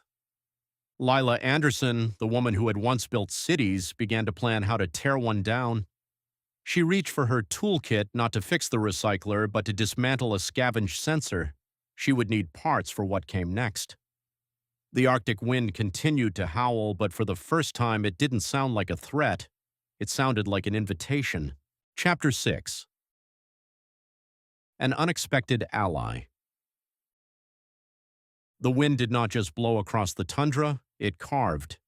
It was a physical weight that pressed against Lila Andersson's chest, threatening to steal the very air from her lungs before she could use it. Every step in the knee-deep snow felt like a calculated risk. Her boots, reinforced with salvaged industrial polymers, were beginning to crack at the seams, the extreme cold turning flexible materials into brittle glass. Behind her, the small procession of survivors moved like a line of ghosts, their silhouettes blurred by the swirling white spindrift that rose from the ground. Lila paused, squinting through her scratched goggles. The sun was a pale, heatless coin hanging low on the horizon, casting long, bruised shadows across the ice. To their left, a jagged ridge of black rock broke the monotony of the white. That was where Cale had suggested they break for the night, but the survivalist was currently nowhere to be seen. He had scouted ahead an hour ago, melting into the gray haze with a silence that Lila still found unsettling. "Are we stopping?" Anya's voice was thin, barely audible over the howl of the wind. She was huddled over the small bundle in her arms, her toddler, Mickey, wrapped in layers of wool and a thermal emergency blanket. Anya's face was a mask of exhaustion, her eyes rimmed with red. Lila looked back at Isaac, who was helping Anya steady herself. The doctor's face was obscured by a heavy scarf, but the way he carried his shoulders told Lila everything she needed to know. He was reaching his limit. They all were. "Just a little further," Lila said, her own voice sounding strange and metallic in the cold. Cale found a sheltered spot near the ridge. "We just have to reach the rocks." She didn't know if she was lying.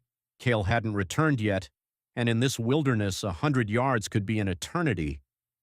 But as the leader, she had learned that hope was a resource as vital as water or heat. If she stopped moving, they would all stop moving, and the Arctic would claim them as it had claimed so many others during the Great Migration. They trudged on, the silence of the group punctuated only by the rhythmic crunch of snow and the whistling of the wind. Just as they reached the base of the ridge, a figure materialized from the gloom. Lila instinctively reached for the jagged piece of rebar she used as a walking stick and a weapon, but the tension in her shoulders vanished when she recognized Cale's distinctive rolling gait. He didn't speak until he was standing right in front of them. His beard was a mass of frozen ice crystals, and his eyes were darting back toward the ridge. "We have a problem," Cale said. Lila felt a coldness in her gut that had nothing to do with the weather. "Coalition patrols." "No," Cale replied, his voice low. "Not Coalition, someone else. And they're already in the cave I found." Lila exchanged a look with Isaac.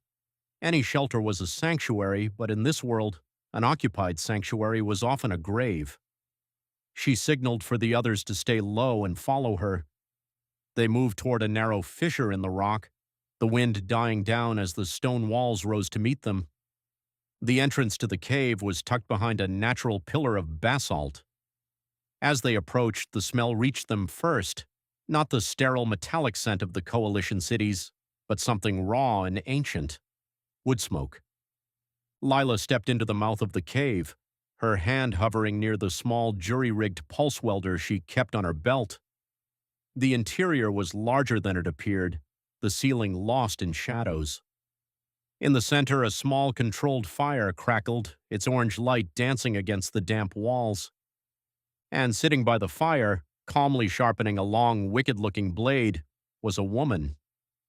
She wore a patchwork of furs and tactical gear, a combination of traditional Arctic survival wear and stolen Coalition plating. Her hair was shaved close on the sides, the rest braided into a thick dark cord that fell over her shoulder. She didn't look up as they entered, though there was no doubt she had heard them long ago. "You're loud," the woman said. Her voice was like grinding stones. A coalition scout would have heard those boots from 5 miles out. Lila stepped forward, keeping her movements slow. "We're not scouts. We're just travelers looking for shelter." The woman finally looked up. Her eyes were a piercing, unsettling blue, the color of deep glacial ice. She looked Lila over, then glanced at the exhausted Anya and the shivering child. "Travelers. That's a polite word for fugitives. You're the ones from the southern sector, the ones who broke out when the wall came down." "How do you know that?" Kel asked, his hand resting on the hilt of his knife. The woman laughed, a short, dry sound. "News travels, even in the dead zones. The Coalition is screaming about you on every encrypted frequency. They want their engineer back, and they want the doctor." She pointed the tip of her blade toward Isaac, who took a step back. Lila moved to stand between them, her jaw set. "Who are you?" The woman stood up, moving with a fluid, predatory grace that made Lila's pulse quicken. "My name is Mara, and you're lucky I found you before the Seekers did. You're standing on a thermal vent, Anderson. That's why this cave is warm, but it's also a beacon for anyone with a heat signature scanner. If you're going to turn us in, get it over with," Lila said, her voice steady despite the hammer of her heart. Mara tucked her knife into a sheath at her thigh and crossed her arms. "If I wanted you dead or captured, I wouldn't have wasted my wood. I'm a renegade, not a bounty hunter. There's a difference, though the Coalition doesn't see it." She gestured toward the fire. "Sit, eat if you have food. The warmth won't last forever, and we move at dawn." "We?" Cale asked suspiciously. Mara looked at him with a smirk. "You won't survive another 2 days out here on your own. You're heading toward the Iron Peaks, aren't you? Looking for the old weather station?" Lila felt a jolt of surprise. It had been their secret goal, a rumor Isaac had heard about a pre-coalition facility that might still have power and supplies. "It's a graveyard," Mara said, her expression darkening. "But it's a graveyard with friends in it. If you want to find the resistance, you have to follow me. But I should warn you, they don't take in strays for free." The group settled around the fire, the heat slowly seeping into their frozen limbs. Anya began to feed Mickey some dried protein paste, while Isaac tended to a small burn on Cale's hand. The tension in the cave remained. A thick, invisible cord stretched between the newcomers and the solitary woman who seemed so at home in the wasteland. Lila watched Mara, who was staring into the flames. There was a hardness to her, a sense of loss that had been forged into armor. Lila had seen it in the mirror, but in Mara it was absolute. "Why help us?" Lila asked quietly. Mara didn't look up. "Because the Coalition took something from me and they're planning to take a lot more from everyone else. You think they just wanted your city for the resources? They're building something in the north, something that will make the old world disasters look like a spring rain." Lila leaned forward. "What are they building?" Mara's eyes flickered to the cave entrance. "Not here. The walls have ears, even the ones made of stone. We talk when we reach the frost hollow." The night passed in a blur of fitful sleep and the constant low moan of the wind outside. Lila found herself drifting in and out of dreams where the northern lights turned into pillars of fire, consuming the world she had once known.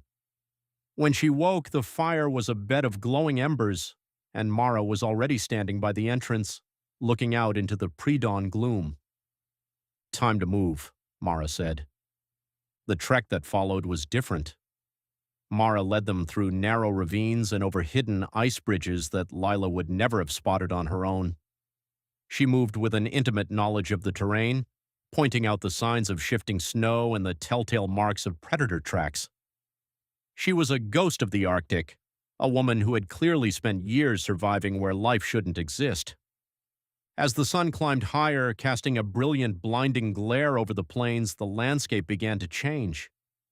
The flat tundra gave way to jagged, up-thrusting shards of granite. They were entering the foothills of the Iron Peaks. Mara stopped at the base of a sheer cliff that looked impassable. She reached into a hidden crevice and pulled on a concealed lever. With a low, grinding sound, a section of the rock, carefully camouflaged with a mixture of ice and synthetic resin, swung inward. "Welcome to the hollow," Mara said. They stepped into a tunnel that sloped steeply downward. The air grew warmer, smelling of damp earth and something ozone-heavy. As they emerged into a large, cavernous space, Lila gasped. It was an old mining complex, repurposed and bustling with life. Dim orange industrial lights hung from the ceiling, illuminating rows of tents, makeshift workshops, and people. Dozens of people. They weren't the starving, hollow-eyed refugees Lila had expected. These people were armed, organized, and busy. The sound of metal on metal echoed through the chamber, alongside the low hum of a generator. "Mara!" a voice called out. A man stepped forward from the shadows. He was tall, with a shock of white hair and a face lined with deep scars. He wore a heavy leather coat and carried a pulse rifle with the casual ease of a soldier. "You're late, and you brought guests." "They're the ones, Soren," Mara said, stepping aside to reveal Lila and her group. "Anderson and the doctor." The man, Soren, looked Lila up and down. His gaze was clinical, weighing her worth in a glance. He looked at Anya and the child with a flicker of something that might have been pity, but it was quickly masked by a stern professionalism. "I'm Soren," the man said. "I lead what's left of the Northern Resistance, or the Frostwalkers, as the Coalition likes to call us." Lila stepped forward, finding her voice. "We're looking for a place to stay. We have skills. I'm an engineer. Isaac is a surgeon. Kel knows the wilderness." Soren nodded slowly. "Skills are the only currency we accept here." "We're not a charity, Miss Anderson. We're a cell of people trying to stop a genocide." "Genocide?" Isaac asked, his voice trembling slightly. "The Coalition is preparing to activate the Boreas Array," Soren said, gesturing for them to follow him toward a central table covered in maps and holographic projectors. "They tell the public it's a weather stabilization grid. In reality, it's a weapon. They can manipulate the jet stream to create localized flash freezes. They intend to use it on the independent settlements in the green zones. They want total control, and they're willing to turn the rest of the habitable world into an ice cube to get it." Lila looked at the maps. Her engineering mind began to process the implications. If they have the power source for that, they can trigger a feedback loop. It wouldn't just be a localized freeze. It could plunge the entire hemisphere into a permanent winter. "Exactly," Soren said. "And that's where you come in. We've been trying to sabotage the primary uplink for months, but the Coalition's encryption is beyond anything we've seen. It's a closed-loop system built on old-world architecture. We need someone who understands the foundations of their tech, someone who helped build the early prototypes." Lila felt a chill that had nothing to do with the cave's temperature. "I worked on the thermal regulators," she whispered. "I didn't know they were for a weapon." "Now you do," Mara said, leaning against a support beam. "So the question is, what are you going to do about it?" Soren leaned over the table, his eyes locking onto Lila's. "We can offer you protection. We can give your friends food, heat, and a place where the Coalition can't reach them. We can give that child a chance to grow up, but in exchange, you're going to help us tear that array down." Lila looked back at her group. Anya was holding Mickey, looking at the surrounding rebels with a mixture of hope and terror. Isaac looked pale, the weight of the revelation sinking in. Kale was already inspecting the rebels' weaponry, his survivalist instincts calculating their chances. They were no longer just survivors. By stepping into this cave, they had stepped back into a war they thought they had escaped. "What's the catch?" Lila asked. "There's always a catch." Soren's expression didn't soften. "The catch is that the uplink is located inside the Black Spire. It's the most heavily fortified Coalition outpost in the Arctic.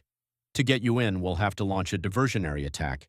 Many of my people will die, and if you fail, if you can't break their code, we've just committed suicide for nothing." The silence that followed was heavy. The air in the cavern felt thick, charged with the tension of 1,000 unspoken fears. Lila looked up at the ceiling, thinking of the northern lights dancing above the ice outside, a beauty that hid a world of cruelty. She thought of her city falling, the screams of the people she couldn't save, and the cold mechanical efficiency of the coalition. She thought of Mickey's small, frost-nipped fingers and the way Anya's eyes had lost their light. "We don't have much of a choice, do we?" Lila asked. "Survival is always a choice," Mara said from the shadows. "But living, that's something else entirely." Lila turned back to Soren. "Tell me about the spire. Tell me everything." Soren signaled to one of his lieutenants, and the holographic projector hummed to life, casting a blue light over the room. A jagged, obsidian-like tower appeared in the center of the table, surrounded by concentric rings of defenses.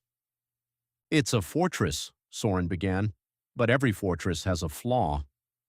As the meeting continued into the night, Lila felt the shift within herself.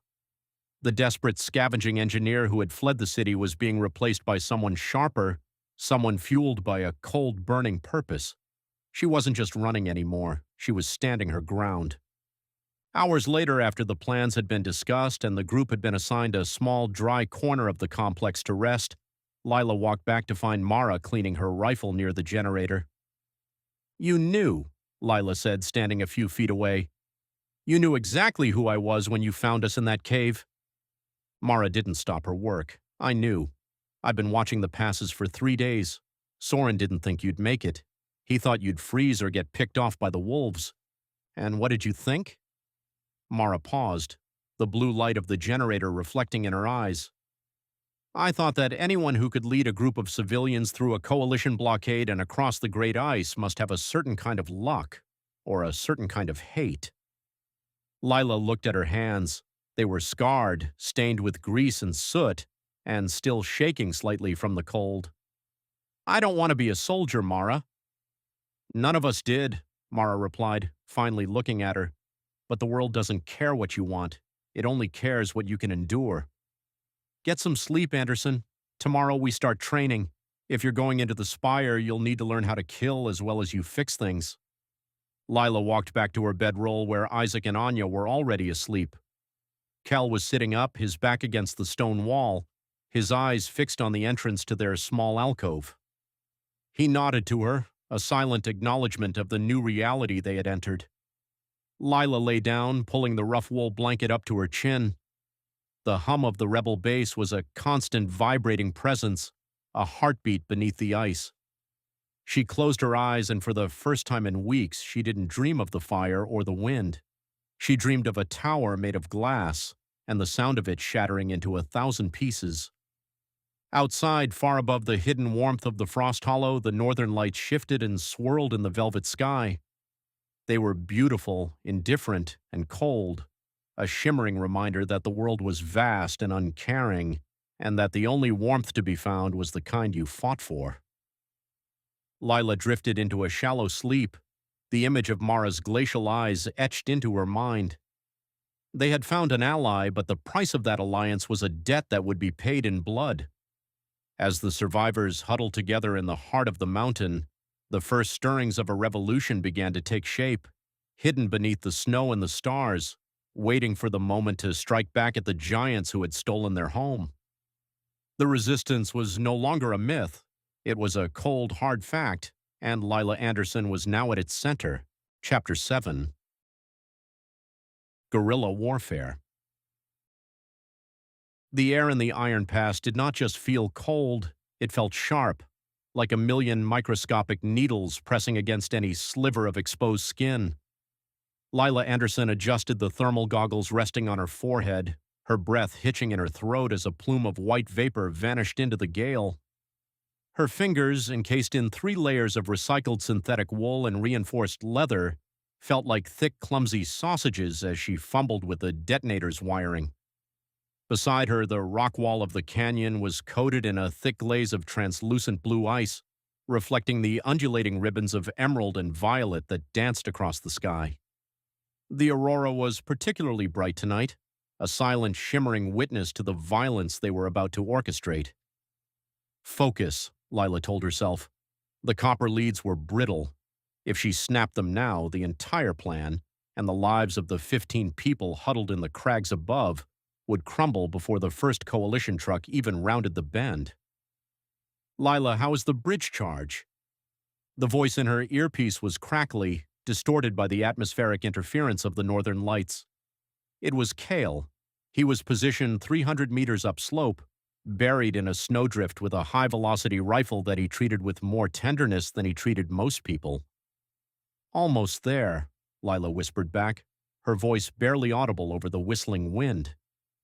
"The permafrost is harder than the schematic suggested. I had to bore deeper to ensure the kinetic shock travels through the support pillars." "Make it quick," Mara added, her tone cutting through the comms like a blade. "Our scouts spotted the headlights crossing the frozen delta 10 minutes ago. They travel fast when they think they own the world." Lila didn't respond to Mara. The renegade leader was a woman of steel and scars, someone who had been fighting this war long before Lila's city had been razed.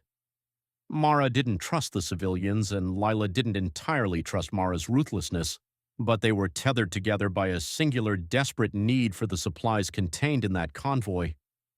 With a final, agonizingly careful twist, Lila secured the final lead and pressed the waterproof sealant over the junction box. She crawled backward, staying low to the jagged floor of the pass, her knees bruising against the stones. She scrambled up a narrow chimney in the rock, her heart hammering against her ribs like a trapped bird. When she reached the ledge where Isaac was waiting, she collapsed into the shadows, gasping for oxygen that felt too thin to satisfy. Isaac, the group's doctor and arguably its moral conscience, didn't look at her. His eyes were fixed on the valley floor through a pair of high-powered binoculars. His hands, usually so steady when stitching wounds or mixing tinctures from Arctic moss, were trembling slightly. "Are we really doing this, Lila?" he asked softly. "We have to, Isaac. We're down to 3 days of rations. The antibiotics we scavenged from the ruins are expired and Anya's baby is coughing. If we don't take those medical crates, we're just waiting for the cold to finish what the coalition started." Isaac nodded, a slow, somber movement. "I know, it's just, once we pull that trigger, there's no going back to being just survivors. We become combatants. We become the very thing they use to justify their brutality." Lila looked up at the sky. The green light washed over Isaac's face, making him look ghostly and ancient. "We became combatants the moment we refused to die in the city, Isaac. Now we're just making it official." The low rhythmic thrum of heavy engines began to vibrate through the stone.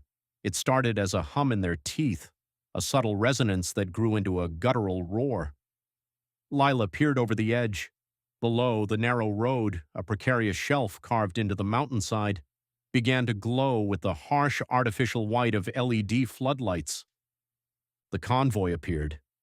It was led by a massive six-wheeled armored scout car, its turret rotating lazily from side to side. Behind it trailed 3 heavy transport trucks, their trailers reinforced with corrugated steel and marked with the black and silver emblem of the Northern Coalition.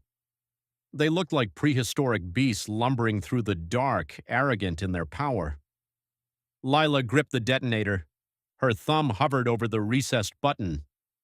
"Wait for the scout car to clear the bridge," Mara's voice hissed over the radio. "We want the trucks trapped in the kill zone. Cale, do you have the driver of the second transport?" "In my sights," Cale replied, his voice devoid of emotion. The scout car rolled onto the bridge, its weight causing the ancient frost-damaged concrete to groan. Lila held her breath. The bridge was a relic of the old world, a crumbling testament to an era before the Great Freeze. If her calculations were correct, the explosion wouldn't just drop the bridge. It would trigger a localized landslide from the unstable shelf above, effectively sealing the convoy in a pocket of debris. The scout car cleared the far side. The first transport truck moved onto the span, then the second. "Now," Mara barked. Lila pressed the button. For a heartbeat, nothing happened. Then a dull, muffled thud echoed through the canyon, followed by a blinding flash of orange light that looked garish and wrong beneath the ethereal green of the aurora. The bridge didn't just collapse, it disintegrated. The first truck plummeted into the darkness of the ravine, its headlights spinning wildly before disappearing into the mist. The second truck slammed its brakes, skidding sideways across the ice, but it was too late. The charges Lila had set in the overhanging cliff face detonated a split second later. Thousands of tons of rock and frozen earth roared down the mountainside with the sound of a collapsing world. The second truck was buried instantly, vanished beneath a tomb of gray stone. The third truck, the one carrying the medical supplies and the long-term rations, halted abruptly, its wheels spinning as the driver tried to reverse away from the chaos. "Go! Go! Go!" Mara screamed. Lila leaped from her ledge, sliding down the scree slope toward the valley floor. To her left and right, the silhouettes of their group emerged from the darkness. They were a ragtag assembly, men and women in mismatched furs and salvaged tactical gear, but they moved with a desperation that lent them a terrifying speed. Cale's rifle barked from the heights. The windshield of the third truck shattered, the driver's side blossoming with a spray of dark fluid. The vehicle lurched to a stop, its engine idling with a frantic metallic chugging. As Lila hit the level ground of the pass, the scout car at the front of the line roared into action. It couldn't turn around on the narrow road, but its rear-mounted machine gun began to spit fire, the tracers cutting lines of angry red through the freezing air. "Get down!" Lila yelled, lunging for the cover of a fallen boulder. Bullets chewed into the rock, spraying her with stone chips. Beside her, Anya appeared, having left the baby in the safety of the hidden camp to act as a runner. She was pale, her eyes wide, but she held a pair of incendiary grenades with a white-knuckled grip.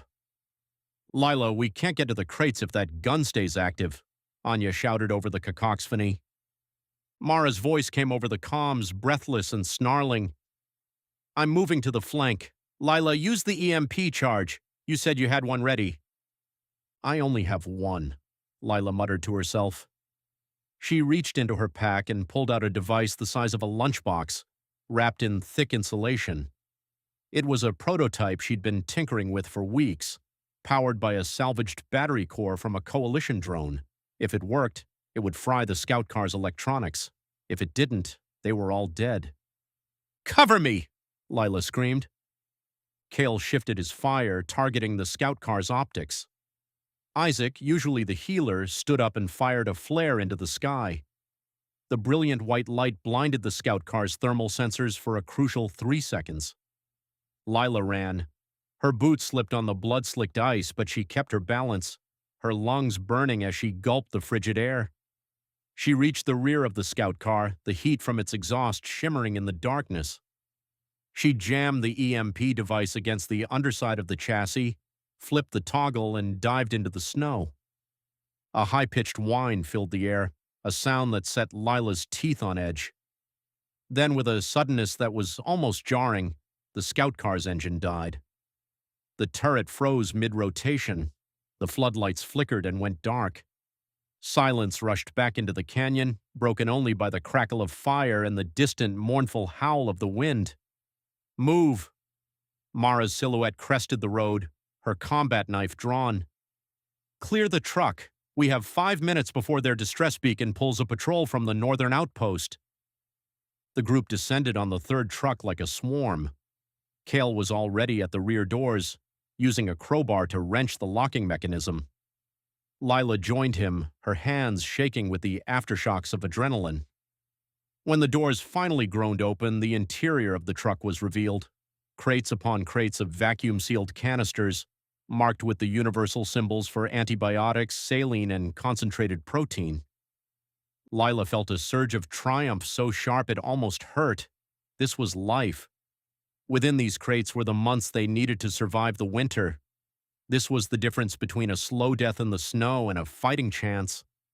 "Lila, look at me," Isaac said, his voice urgent. She turned. Isaac was kneeling by the cab of the truck. The driver wasn't dead. He had been thrown from the vehicle, his legs crushed beneath the weight of the front tire. He was young, barely more than a boy, wearing a coalition uniform that looked too large for his thin frame. He was staring up at the northern lights, his breath coming in shallow, wet gasps. "We need to move, Lila," Isaac said, his eyes pleading. "I can't leave him like this, but I can't save him here." "We don't have time, Isaac," Mara shouted, hauling a crate onto her shoulder. We take what we can carry and we vanish. The coalition will be here in 20 minutes. If they find us with a prisoner, we're slowed down. If we leave him, he freezes." Lila looked at the boy. He wasn't a monster. He was a conscript, a cog in a machine that neither of them fully understood. But then she thought of the city. She thought of the black smoke rising over her home and the sound of the coalition's boots on the pavement as they marched people into the re-education camps. She looked at Anya, who was already lugging a heavy canister toward the tree line. Anya's child was waiting in a cave, shivering in a thermal blanket. "Isaac," Lila said, her voice turning cold. "We take the supplies." "Lila, he's just a kid," Isaac whispered. "And we're just survivors," she snapped back. "Load the sleds. That's an order." The weight of the word order hung in the air. Lila had never used it before. She saw Isaac's face fall, a flicker of something being extinguished in his eyes. He stood up, wiped his bloody hands on his trousers, and turned toward the truck. He didn't look at the boy again. The next 10 minutes were a blur of frantic labor. They loaded the scavenged sleds with as much as they could pull.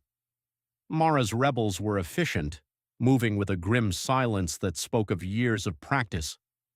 Kale stood watch, his rifle barrel still warm, his eyes scanning the horizon for the first sign of the coalition's aerial drones. Just as the last sled was being secured, a low, ominous thrumming began to echo from the north. It wasn't the sound of engines on the ground. It was the rhythmic beat of rotors. "Dropship!" Kale roared. "Into the trees! Now!" They scrambled off the road, plunging into the deep snow of the forest that lined the pass. The transition from the open road to the dense timber was jarring. The trees were stunted, gnarled things, their branches weighed down by centuries of ice. The group moved like shadows, their white camouflage cloaks blending into the landscape. Lila looked back one last time.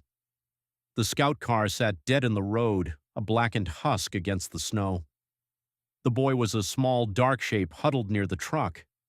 Above, the lights of the approaching dropship appeared like angry red stars descending toward the wreckage. They ran for hours. They moved through narrow ravines and over frozen streams, following a path that only Kyle seemed to know. The cold deepened as the night wore on, the temperature dropping into the lethal range where breath turned to ice before it even left the mouth. Nobody spoke. The only sounds were the rasp of the sleds against the snow and the rhythmic crunch of boots. By the time they reached the hidden camp, a series of interconnected caves tucked behind a frozen waterfall, the first gray light of dawn was beginning to bleed into the eastern sky. The aurora had faded, leaving behind a cold, indifferent pale blue. Anya collapsed by the entrance, her chest heaving. The others slumped against the cave walls, the adrenaline finally deserting them, leaving only the crushing weight of exhaustion and the biting reality of what they had done. Isaac walked past Lila without a word, heading straight for the back of the cave where the sick were gathered. He began opening the crates with a mechanical precision, his face a mask of professional detachment. Lila leaned against the stone, her legs finally giving out.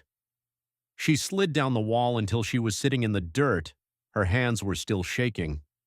She looked down and saw a smear of grease and blood on her glove. Mara walked over and stood above her. She looked remarkably untouched by the night's events, though there was a new glint of respect in her eyes. "You did well, Anderson," Mara said, her voice low. "The bridge was a clean break. The EMP was a nice touch.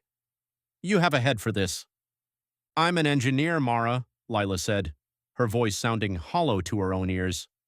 "I was supposed to be building a geothermal grid for the city, not blowing up bridges." "The world where you build things is gone," Mara replied, crouching down.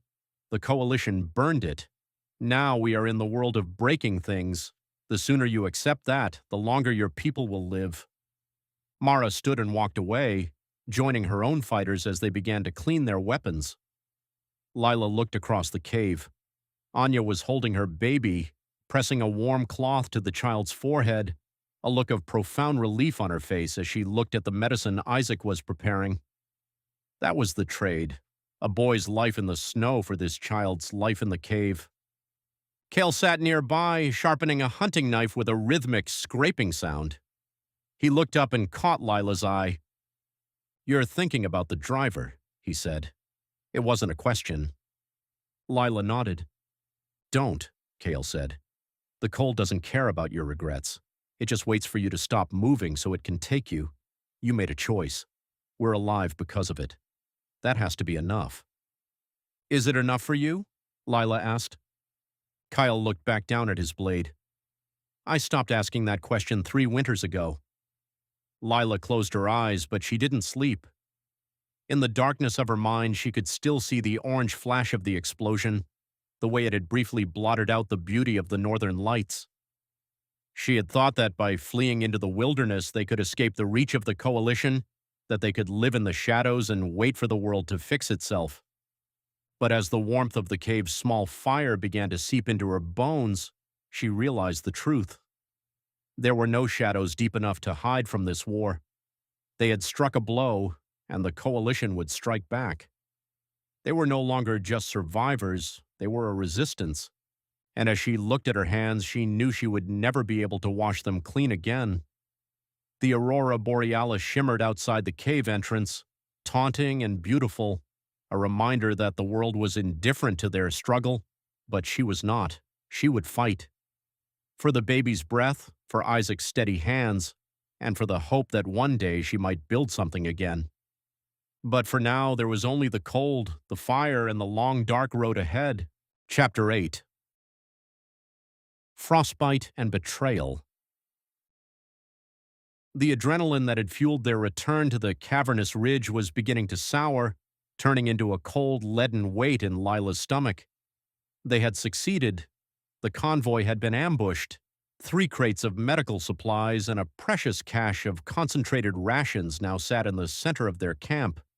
Yet the atmosphere was anything but celebratory. The wind howled against the jagged entrance of their sanctuary, a jagged throat of rock that seemed to swallow the sound of their heavy breathing. Outside, the aurora borealis was particularly vibrant, casting a sickly, shimmering green hue over the snow-dusted floors, making everyone look like ghosts of the people they used to be. Lila stripped off her heavy, grease-stained parka, her fingers fumbling with the frozen toggles. Her hands were raw, the skin split across the knuckles from the sub-zero temperatures and the frantic work of prying open the coalition crates. She looked across the fire, a meager, flickering thing fueled by scavenged peat and debris, to where Isaac was already hunched over the wounded. The doctor's face was a map of exhaustion. He didn't look up as Lila approached. He was focused on a young man named Elias, who had taken a glancing blow from a coalition stun baton during the chaotic retreat. But it wasn't the bruise that concerned Isaac. It was the man's boots. "Hold him steady," Isaac muttered, his voice raspy from the dry, frigid air. Kyle stepped out of the shadows, his massive frame casting a silhouette that seemed to fill the cave. He placed a heavy hand on Elias's shoulder. The younger man was shivering uncontrollably, a rhythmic clicking of teeth that sounded like a telegraph in the silence. Isaac carefully peeled away the sodden wool socks, and Lila felt her stomach turn.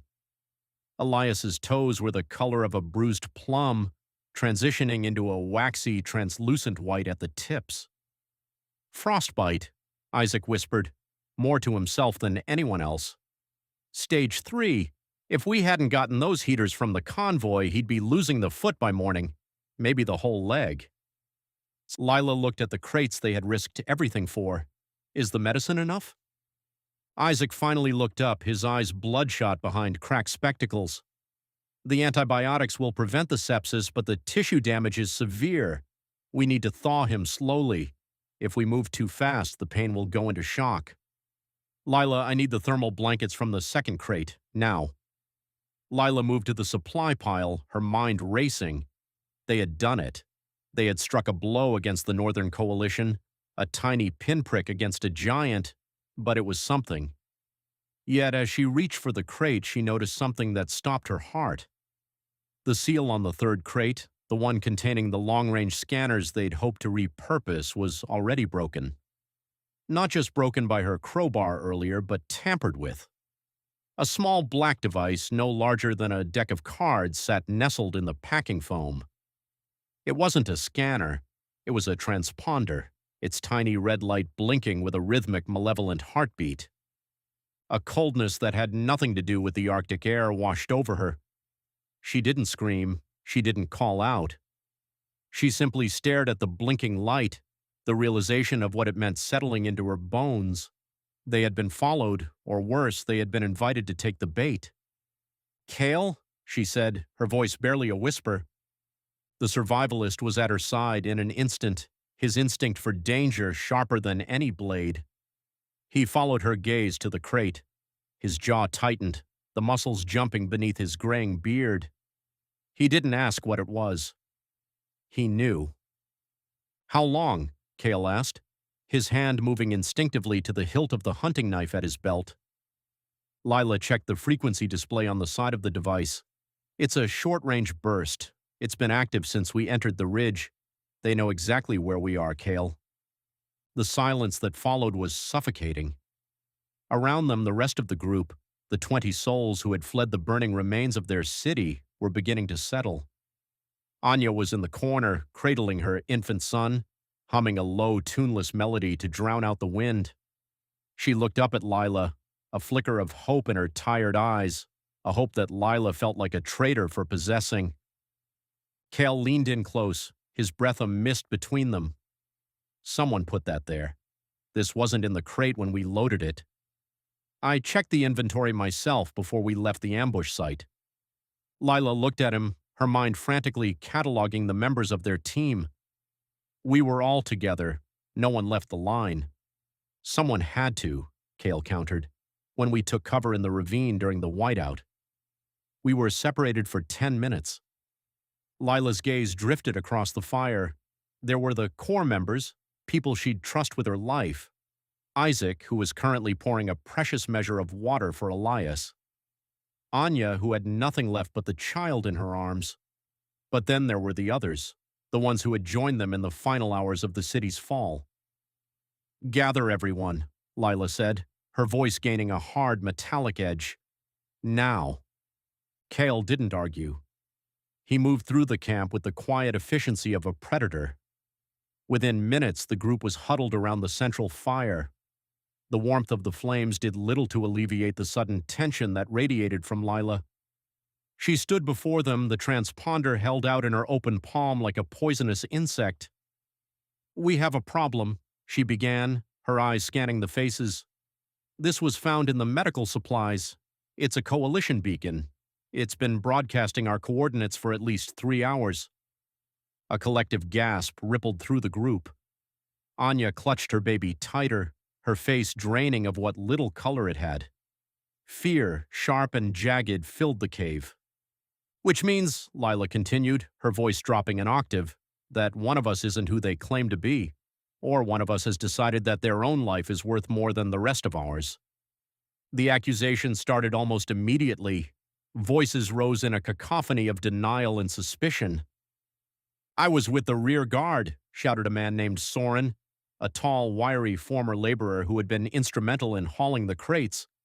"I didn't touch the medical supplies. I saw you near the crates when we rested," another woman retorted, her voice shrill with panic. "You said you were checking the straps." Lila watched them, her engineer's mind looking for the flaw in the machine. She looked for the telltale sign of guilt, the averted gaze, the sweating brow despite the cold, the tremor in the hands. But they were all shivering. They were all terrified. "Silence!" Kale roared, and the cave fell still, the only sound the crackle of the fire and the distant haunting moan of the wind. Lila stepped toward Soren. He was a man she had relied on. He was strong, capable, and had never complained about the rations or the grueling pace. He met her eyes, but there was a hollowness there that hadn't been there before. "Soren," Lila said softly. "Why?"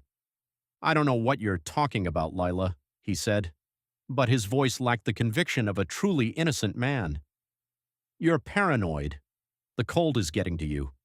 The coalition must have planted it before we even took the convoy." Lila shook her head. "No, The seal was intact when we loaded it. I saw the factory stamp myself. It was broken from the inside, and you were the only one with the specialized multi-tool capable of snapping those titanium latches without making a sound. I gave it to you 2 days ago." Soren's eyes flickered to his belt, then back to Lila. The silence stretched, long and agonizing. Then his shoulders slumped. The defiance drained out of him, replaced by a weary, desperate sort of grief. "They have my sister, Lila," he whispered, so low the others almost didn't hear. "They didn't kill her in the raid. They took her to the detention centers in the north. They told me if I didn't signal them, if I didn't lead them to the resistance, she'd be—" He choked on the word, his face contorting. The anger that had been simmering in Lila's chest didn't vanish, but it shifted. It became something heavier, a sorrow that threatened to pull her under. She looked at the faces of her friends. Anya's shock, Isaac's grim disappointment, Cale's cold, unyielding judgment. "You traded 20 lives for one?" Cale asked, his voice like grinding stone. "She's my blood!" Soren screamed, his voice echoing off the frozen walls. "What would you do? What would any of you do? We're dying out here anyway. We're freezing, we're starving, and for what? A few crates of bandages and some dreams of a revolution that died decades ago? The coalition is the only thing left. They have the heat, they have the food." Lila looked at him, seeing not a monster but a man broken by a world that had no room for mercy, but mercy was a luxury they couldn't afford. "How far away are they?" Lila asked. Soren looked at the ground, a single tear freezing on his cheek before it could fall. They were trailing the convoy. They'll be at the base of the ridge by dawn. Dawn was less than 4 hours away. Cale moved toward Soren, his hand reaching for the man's collar, but Lila stepped between them. "No," she said firmly. "He betrayed us, Lila," Cale spat. "He's brought the wolves to our door. In the old days, a traitor got a bullet or the long walk into the snow." Lila looked at the transponder in her hand. "If we kill him, it doesn't change the fact that they're coming. And if we leave him, we're no better than the people we're running from." "Then what?" Anya asked, her voice trembling. "We can't stay here. If they find us, they'll kill the men and take the rest of us back to the camps. I won't let my son grow up in a cage." Lila turned back to the crates. Her mind was racing, gears turning, calculating variables. They had the supplies, they had the terrain, and now they had the element of surprise, even if the enemy didn't know it yet. "Isaac," she said, turning to the doctor, "how many people can be moved?" "Elias can't walk," Isaac said immediately, "and 3 others have early-stage frostbite in their hands. We can't just run. Not in this storm." "We're not running," Lila said, her voice sounding steadier than she felt. "Soren, you're going to give them exactly what they want." Soren looked up, confused. "What?" "You're going to signal them again. You're going to tell them the group has split. Tell them half of us headed north toward the old weather station and the rest are hunkered down here, disabled by the cold. Lead them to the narrow pass." Cale's eyes narrowed. "The narrow pass is a death trap. One landslide and the whole corridor is buried." "Exactly," Lila said. "But what about him?" Cale gestured to Soren. "You're going to trust him to do it." "I'm going with him," Lila said. The room erupted in protests. Isaac stepped forward, his face pale. "Lila, that's suicide. If they realize you're there, they'll execute you both on the spot. I'm the only one who can fix the transponder to broadcast a directional signal that looks authentic," Lila said, cutting through their fears. "And Soren is the only one they'll believe.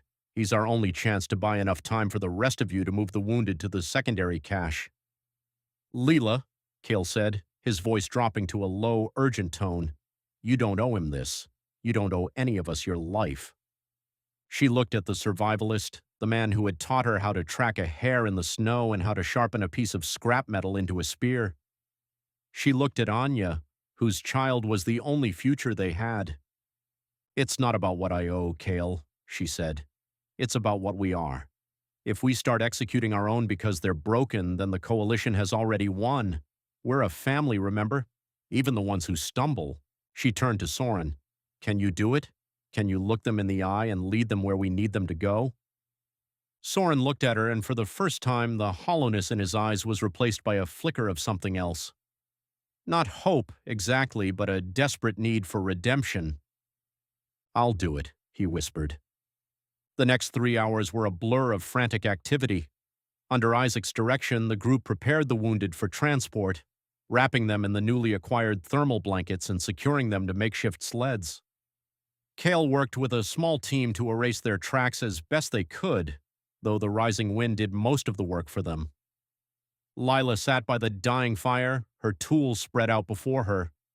She was bypassing the transponder's encryption, her fingers moving with a precision that belied the fact that she could barely feel them. She felt a presence beside her and looked up to see Anya. The young mother held out a small, worn piece of fabric. It was a scarf, hand-knitted and faded but thick. "Take this," Anya said. "It was my mother's. It's warm." Lila tried to smile, but her face felt brittle. "Keep it, Anya. You need it for the baby." "He's wrapped in the thermal foil now," Anya insisted, pressing the scarf into Lila's hand. "Please, come back to us, Lila. We don't know how to do this without you." Lila took the scarf, the softness of the wool a startling contrast to the harsh world around them. "I'll be back," she promised, though the words felt like a lie.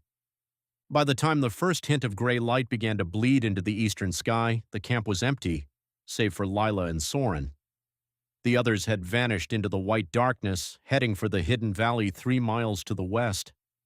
Lila stood at the mouth of the cave, the transponder tucked into her belt.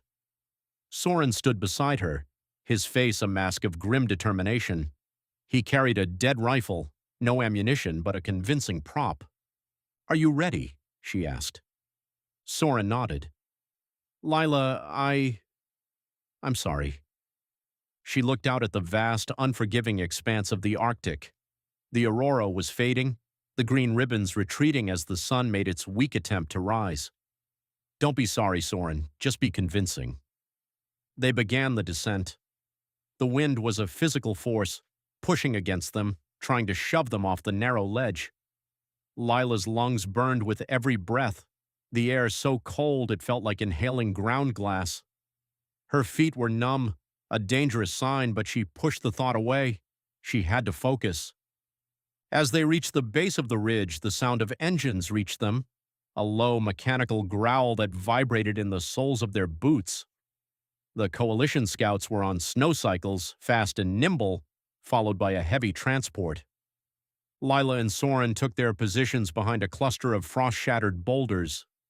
Lila pulled out the transponder and adjusted the dial. A steady pulse began to emit, a signal that would lead the scouts directly toward the entrance of the narrow pass, half a mile to the south of their actual refuge. "They're here," Soren whispered. 2 scouts crested the nearby rise, their white armor gleaming like bone in the dawn light. They stopped, their visors scanning the horizon. Soren stood up, raising his arms in the universal sign of surrender, his empty rifle held out to the side.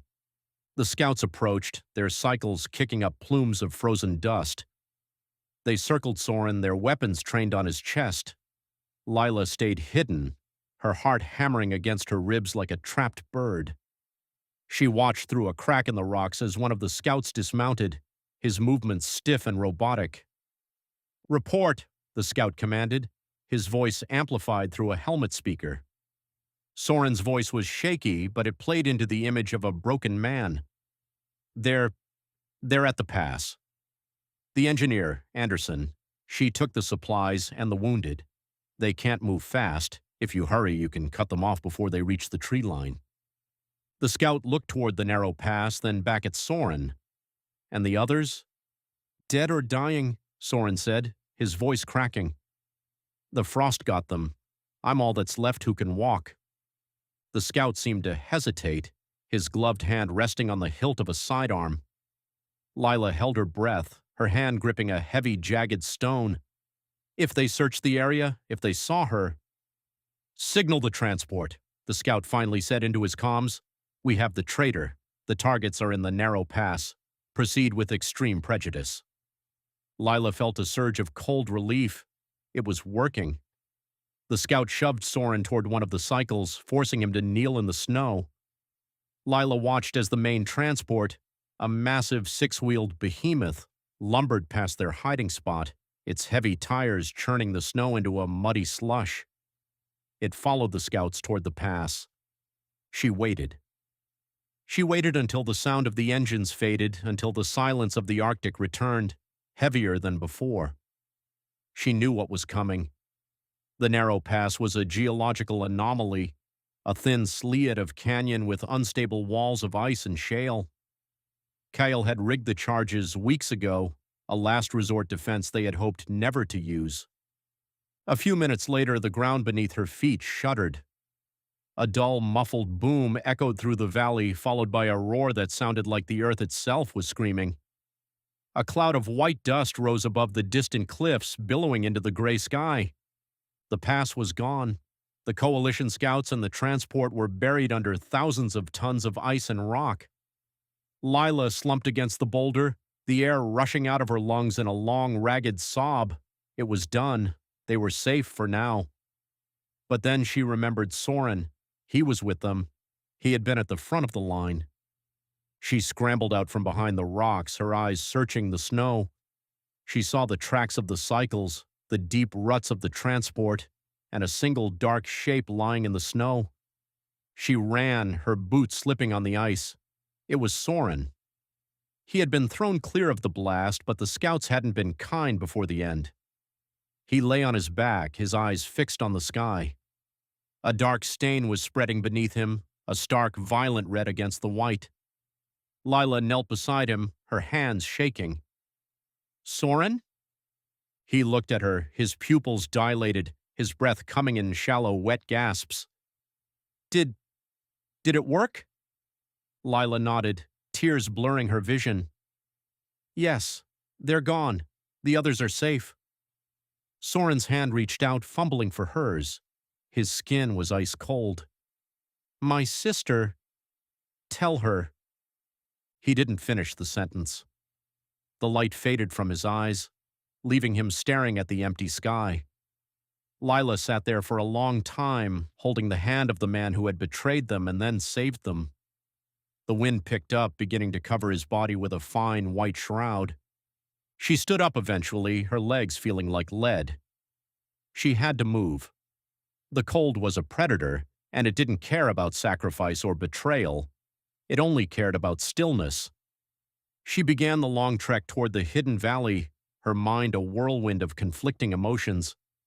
They had survived another day, they had food, they had medicine, and they had a victory. But the cost was written in the snow behind her. As she climbed the final ridge overlooking their new camp, she saw a figure waiting for her. It was Kale. He stood like a sentinel, his gaze fixed on the horizon. When he saw her, he didn't move, but the tension seemed to leave his shoulders. Lila reached him, her breath coming in ragged gasps. Is everyone?" "They're inside," Kale said, his voice uncharacteristically soft. "Isaac saved the boy's foot. Anya is heating some broth." He looked down at her, his eyes searching hers. And Soren. Lila looked back at the way she had come. He's gone. Kale was silent for a moment. He made his choice, Lila. In the end, he made the right one. "Is that supposed to make it better?" Lila asked, her voice sharp with grief. "That we're alive because a man had to choose between his sister and his soul?" Kale looked up at the sky. The sun was fully up now, a pale, heatless disk. "No," he said. "It doesn't make it better. It just makes it the world we live in. Come on, get inside before the frostbite takes your fingers too." Lila followed him into the new cave, a smaller, more cramped space than the last, but it was warm. The smell of cooking broth and the sound of low conversation greeted her. Anya looked up and smiled, a genuine, tearful smile that felt like a punch to the gut. Lila sat down by the fire, her hands trembling as she took a cup of broth from Isaac. She looked at the faces of her makeshift family, the misfits, the survivors, the rebels. They were all she had left. Outside, the wind continued to howl, a reminder of the vast, indifferent wilderness that surrounded them. But for the first time, Lila didn't just feel like a survivor, she felt like a soldier. The betrayal had cut deep, but it had also cauterized something inside her. The Northern Coalition had taken everything from them, their homes, their families, their peace. But they hadn't taken their humanity, not yet. She looked at the small glowing embers of the fire. They would fight. They would strike again and again until the northern lights were no longer a reminder of their isolation, but a beacon of their defiance. The frostbiting cold was still there, biting at the edges of their world, but the fire in the center of the cave burned just a little bit brighter. Lila closed her eyes, letting the warmth seep into her bones, and for the first time in a long time, she allowed herself to hope. Not for a miracle, but for the strength to keep going. Tomorrow they would plan their next move. Tomorrow they would find the rebels, but tonight they would simply be together, a small, fragile light beneath the shimmering, taunting sky. Chapter 9. The Coalition Strikes Back. The wind did not merely blow across the Arctic wastes, it carved. It was a physical weight against Lila Andersson's chest as she stood on the jagged ridgeline, her goggles fogging from the frantic heat of her own breath. Below her, the valley was a sea of undulating white, broken only by the obsidian teeth of basalt rocks. High above, the northern lights shifted in shades of sickly electric green and bruised purple, casting a ghost light that made the snow look like frozen mercury. It was beautiful, and it was a death sentence. Miller was gone, and the silence he left behind was louder than any explosion. His betrayal had been a slow-acting poison, a series of leaked coordinates and compromised caches that had finally culminated in the disaster currently unfolding 3 miles to the south. Lila adjusted the strap of her scavenged pulse rifle, the cold metal biting through her thermal gloves. She looked back at Cale, who was kneeling in the snow, his ear pressed to a long metal rod he had driven into the permafrost. Cale stood up, his face a mask of grizzled indifference, though Lila could see the tightness around his eyes. "They are coming," he said, his voice a low rasp that barely carried over the howling gale. "Not foot soldiers, tread units, heavy ones. They aren't hunting us anymore, Lila. They are clearing the map." "How long?" Lila asked. 20 minutes if they struggle with the drifts. 10 if they use the thermal stabilizers," Cale replied. He wiped a crust of ice from his beard. "We need to move the civilians now. If we wait for the sun to drop further, the temperature will do the coalition's work for them." Lila nodded, her mind already racing through the schematics of their hidden base, a repurposed geothermal research station they called the Hollows. It was fortified, but it wasn't a fortress. It was a hiding spot. And Miller had given the coalition the keys. She turned and began the treacherous descent back toward the entrance of the Hollows, her boots crunching through the crystalline crust of the snow. Beside her, Cale moved with the practiced grace of a man who had forgotten what a paved road felt like. They reached the concealed blast door, a rusted slab of industrial steel hidden behind a pressurized snow curtain, and slipped inside. The air inside was marginally warmer, smelling of ozone, recycled sweat, and the metallic tang of old machinery. Isaac was already waiting in the main corridor, his medical kit slung over a shoulder. His face, usually a picture of weary intellectualism, was pale. "We have 3 more cases of stage 2 frostnip from the last scouting party, and we are out of synthetic skin grafts," Isaac said without preamble. "Lila, if we have to evacuate, I can't move the 2 men in the infirmary, not without a pressurized transport." "Then we make one," Lila said, her voice hard. "Or we find a way to stay." Cale let out a sharp, cynical bark of a laugh. "Stay? Lila, the Northern Coalition is bringing in the heavy iron. You saw the drone feeds. They've mobilized the 7th Division. That's a scorched earth unit. They aren't coming to arrest us. They're coming to ensure nothing grows here for 100 years. The sound of a child's laughter drifted from the common area, cutting through the tension like a blade. Anya appeared around the corner, holding Maddie against her hip, The toddler was wrapped in layers of wool and synthetic insulation, his eyes wide and curious. Anya's eyes, however, were searching Lila's face for a lie she could believe in. "We heard the alarms," Anya said quietly. "Is it Miller? Did he lead them here?" Lila looked at the young mother, feeling the crushing weight of leadership. "It's the coalition, Anya. They're on their way. We need everyone packed. Essentials only. Food, water filtration units, and any heat cells we have left." "Where do we go?" Anya asked, her voice trembling just enough for Lila to notice. "There's nothing out there but the dead zone.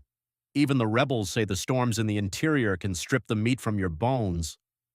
"Then we become bone," Cale muttered, earning a sharp glare from Lila. "We go toward the Aurora," Lila said, pointing toward the northern horizon.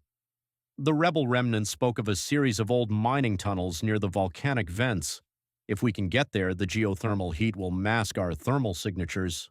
The Coalition's drones won't be able to pick us out from the volcanic activity. "It's a 3-day trek through a whiteout," Isaac pointed out. "It's that or a firing squad," Lila countered. The base erupted into a controlled chaos. These were people who had already lost their homes once, survivors of the Coalition's brutal takeover of the southern cities. They were experts at leaving things behind. Lila watched as Anya carefully packed a small battered book of fairy tales into her pack, wedging it between a ration tin and a spare thermal blanket. It was a heartbreaking sight, the preservation of wonder in a world that had none to spare. Lila moved to the engineering substation, her fingers flying over the haptic interface of the base's aging computer. She was an engineer by trade, a builder of bridges and power grids, but now her skills were dedicated to erasure. She began the purge sequences, deleting every map, every log, and every scrap of data they had gathered about the rebel cells. If the Coalition took the hollows, they would find a tomb, not a treasure trove of intelligence. As the progress bar crawled toward completion, a distant boom shook the mountain. Dust sifted down from the corrugated ceiling. "Artillery!" Cale shouted from the doorway. "They're ranging. We have to go, now." The evacuation was a blur of freezing wind and frantic movement. They exited through the rear ventilation shaft, a narrow crawl space that deposited them into a natural crevasse behind the station. The wind here was a physical scream, a wall of white that reduced visibility to a few meters. They tethered themselves together with climbing ropes, a human chain of desperation. Lila took the lead, her handheld nav unit flickering as the Coalition began jamming the frequencies.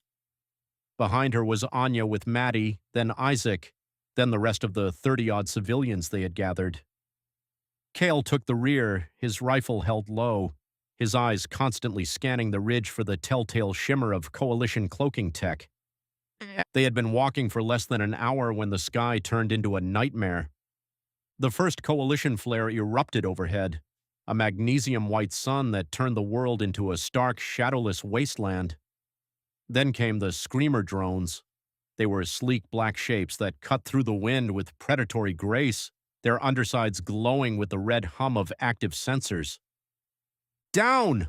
Lila screamed, dragging Anya into a snowdrift. The screamer roared overhead, its sonic pulse rattling Lila's teeth. A few yards back, one of the civilians, a man named Thomas, panicked. He broke rank, unhooking his tether to run for the shelter of a nearby rock formation. "Thomas, no!" Cale yelled, but it was too late. The drone pivoted in midair with impossible physics. A single streak of crimson light lanced down from its nose.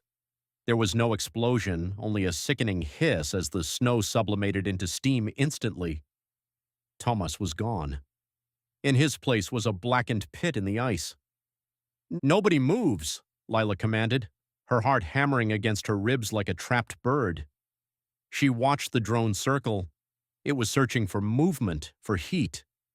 The thermal cloaks they wore were designed for passive evasion, not active combat.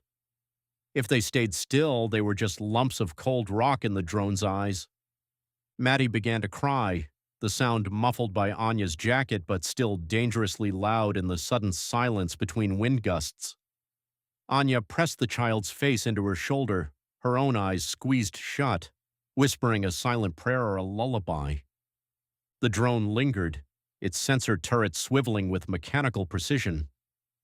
Lila gripped her rifle. She knew the screamer's weak point, the cooling vent just behind the primary lens, but hitting it in a gale while lying in a snowbank was a fool's errand. If she missed, she would alert every unit within 10 miles to their exact location. Suddenly, a massive flash of green light flared in the sky. The aurora borealis seemed to descend, a curtain of shimmering energy that dipped low toward the mountain peaks. The nav unit in Lila's hand went haywire, the screen turning into a static-filled mess. The drone sputtered, its red sensors flickering to a dull orange. It wobbled, the intense electromagnetic interference from the solar storm wreaking havoc on its guidance systems. With a final digitized screech, the drone veered off, its processors unable to compensate for the atmospheric surge. "The lights," Anya whispered, looking up. "They saved us." "Not yet," Lila said, pulling herself out of the drift. "But they gave us a window. The interference will scramble their long-range comms and their automated hunters. We move now while the sky is screaming." The trek became a test of pure will. The temperature plummeted as the sun vanished entirely, leaving them in the surreal, neon-lit darkness of the Arctic night. Every step was a battle against the numbing cold that sought to turn their blood into slush. Lila felt her toes go numb, then her shins. She focused on the rhythm of her breathing, the mechanical repetition of placing one foot in front of the other. By the time they reached the entrance to the volcanic tunnels, 2 more of their party had collapsed from exhaustion and had to be carried by the stronger members. The tunnels were nothing more than a jagged crack in the side of a dormant cinder cone, but as they stepped inside, the change was instantaneous. The air was heavy, damp, and blessed with the sulfurous scent of heat. They collapsed in the first large cavern, a cathedral of basalt lit by the dim glow of chemical lamps. Isaac immediately began triaging the group, his hands shaking as he fumbled with a thermal scanner. Anya sat in a corner, rocking Maddie, who had finally fallen into a fitful sleep. Lila stood at the mouth of the cave, looking back at the way they had come. In the distance, she could see the faint orange glow of the hollows. It was burning.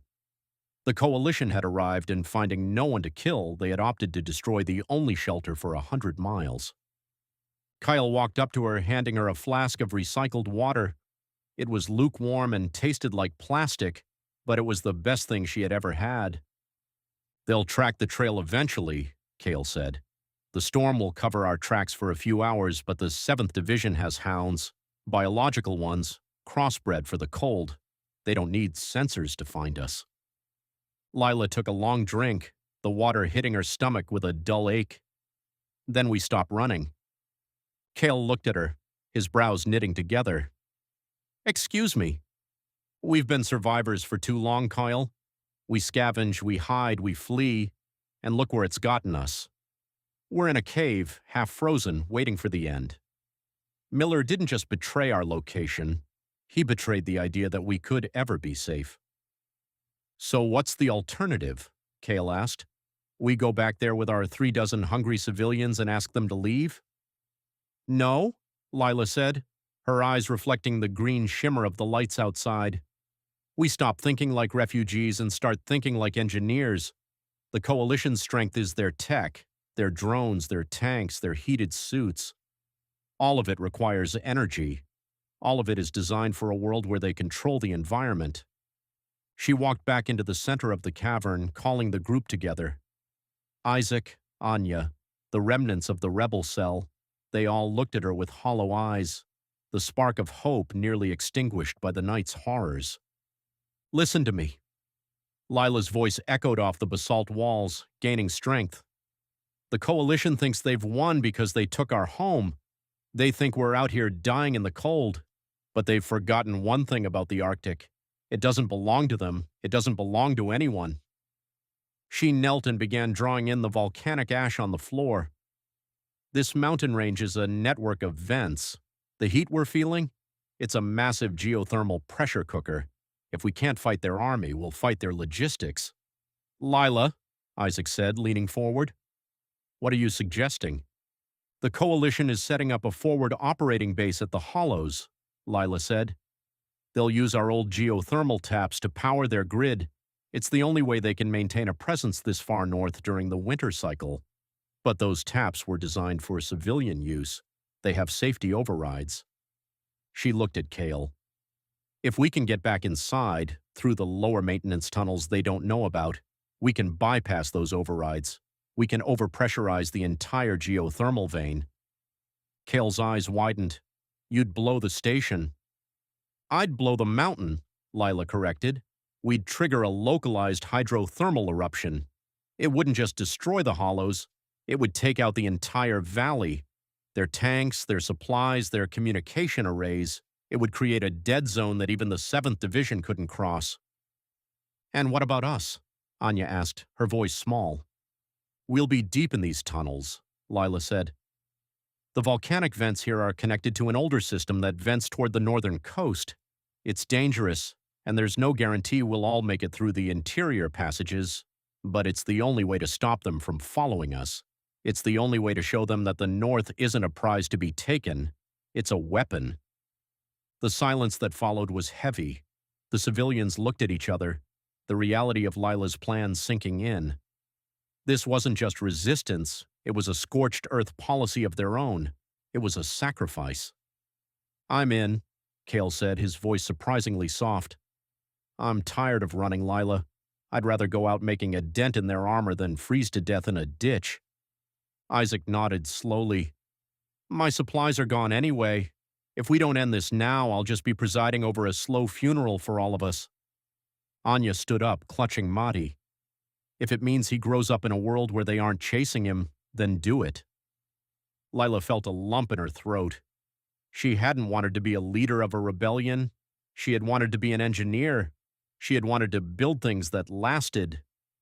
But as she looked at the faces of her makeshift family, she realized that sometimes you have to break the world to save the people in it. The planning took hours. They divided the group. The civilians and the wounded would begin the trek deeper into the volcanic tunnels, led by Isaac and Anya. Lila, Cale, and 3 of the remaining rebel soldiers would return to the Hollows. As they prepared to depart, Lila found herself standing alone at the tunnel entrance one last time. The aurora was shifting again, the green bands becoming more intense, almost violent. It felt as though the sky itself was watching them, a silent witness to the desperation of humanity. Lila felt a hand on her shoulder. It was Anya. Take this, the young mother said, handing her a small, jagged piece of blue sea glass. It was a relic from the southern coast, a piece of a world that no longer existed. Maddie found it in the snow a few weeks ago. He calls it a starstone. Keep it. Bring it back to us. Lila closed her hand around the cold glass. I will, Anya, I promise. The 2 groups parted in the dim light of the tunnels. Lila watched Isaac and Anya disappear into the darkness, their flickering lamps growing smaller and smaller until they were nothing but pinpricks of light. Then she turned to Cale. Ready? She asked. Kyle checked the action on his rifle, his face set in a grim line. As ready as I'll ever be to blow up a mountain.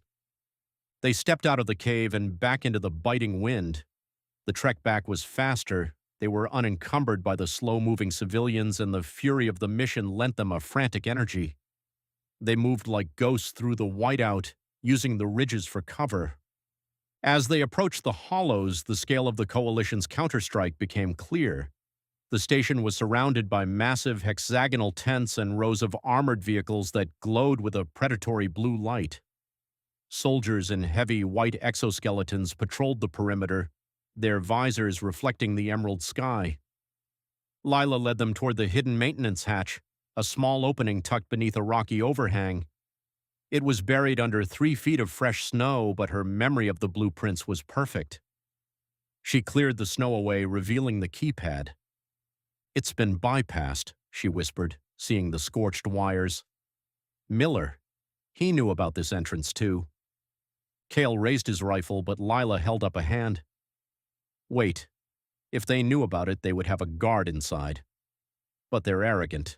They think we're dead or miles away. She pulled a small multi-tool from her belt and began to work on the wires. It took minutes that felt like hours, her fingers losing sensation despite the heat pack she had stuffed into her gloves. Finally, the hatch hissed open. The interior was dark and smelled of heavy oil. They slipped inside, moving through the narrow crawl spaces of the station's underbelly. They could hear the boots of coalition soldiers on the metal gratings above them, their voices distorted by the station's acoustics. They reached the geothermal control hub, a massive humming chamber filled with thick insulated pipes that carried the molten heart of the Earth into the station's turbines. This was the pulse of the hollows. Lila moved to the primary console. Her hand shook as she entered the command codes. The system protested, flashing warnings in bright, angry red. Warning: thermal overload detected. Safety overrides engaged. Lila bypassed the first layer of security, then the second. She began to reroute the cooling fluids away from the main vents, forcing the pressure to build within the subterranean chambers. "What's the timer?" Kel whispered, his eyes darting toward the door. 10 minutes once I initiate the final sequence, Lila said. "We'll have to run like hell. The blast radius will be massive." "Do it," Kel said. Lila reached for the final confirmation key, but a voice from the shadows stopped her. "I figured you'd come back for the plumbing, Anderson."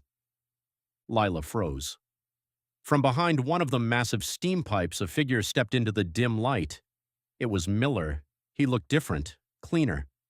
He was wearing a coalition officer's coat, the silver hawk insignia gleaming on his collar.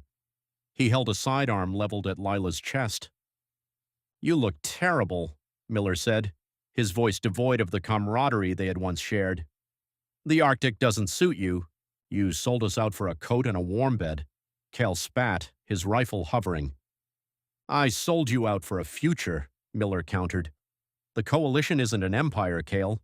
It's the only thing keeping humanity from devolving into animals in the snow." "Lila, step away from the console. I don't want to kill you. You're too good an engineer to waste." "The Coalition doesn't build, Miller," Lila said, her hand hovering inches from the screen. "They occupy. They're a parasite." Miller sighed, a sound of genuine disappointment. "Then you'll die with the rest of the parasites." He began to squeeze the trigger, but Kel was faster. He didn't fire his rifle. Instead, he threw himself at Miller, the two men crashing into the metal floor. The sidearm discharged, the bolt of energy whistling past Lila's ear and shattering a pressure gauge. Steam hissed into the room, obscuring the struggle. Lila turned back to the console. Her heart was a drum, her vision tunneling. She hit the final sequence. Overload initiated, core collapse into -600 seconds. "Lila." Cale's voice came from the floor. "Go."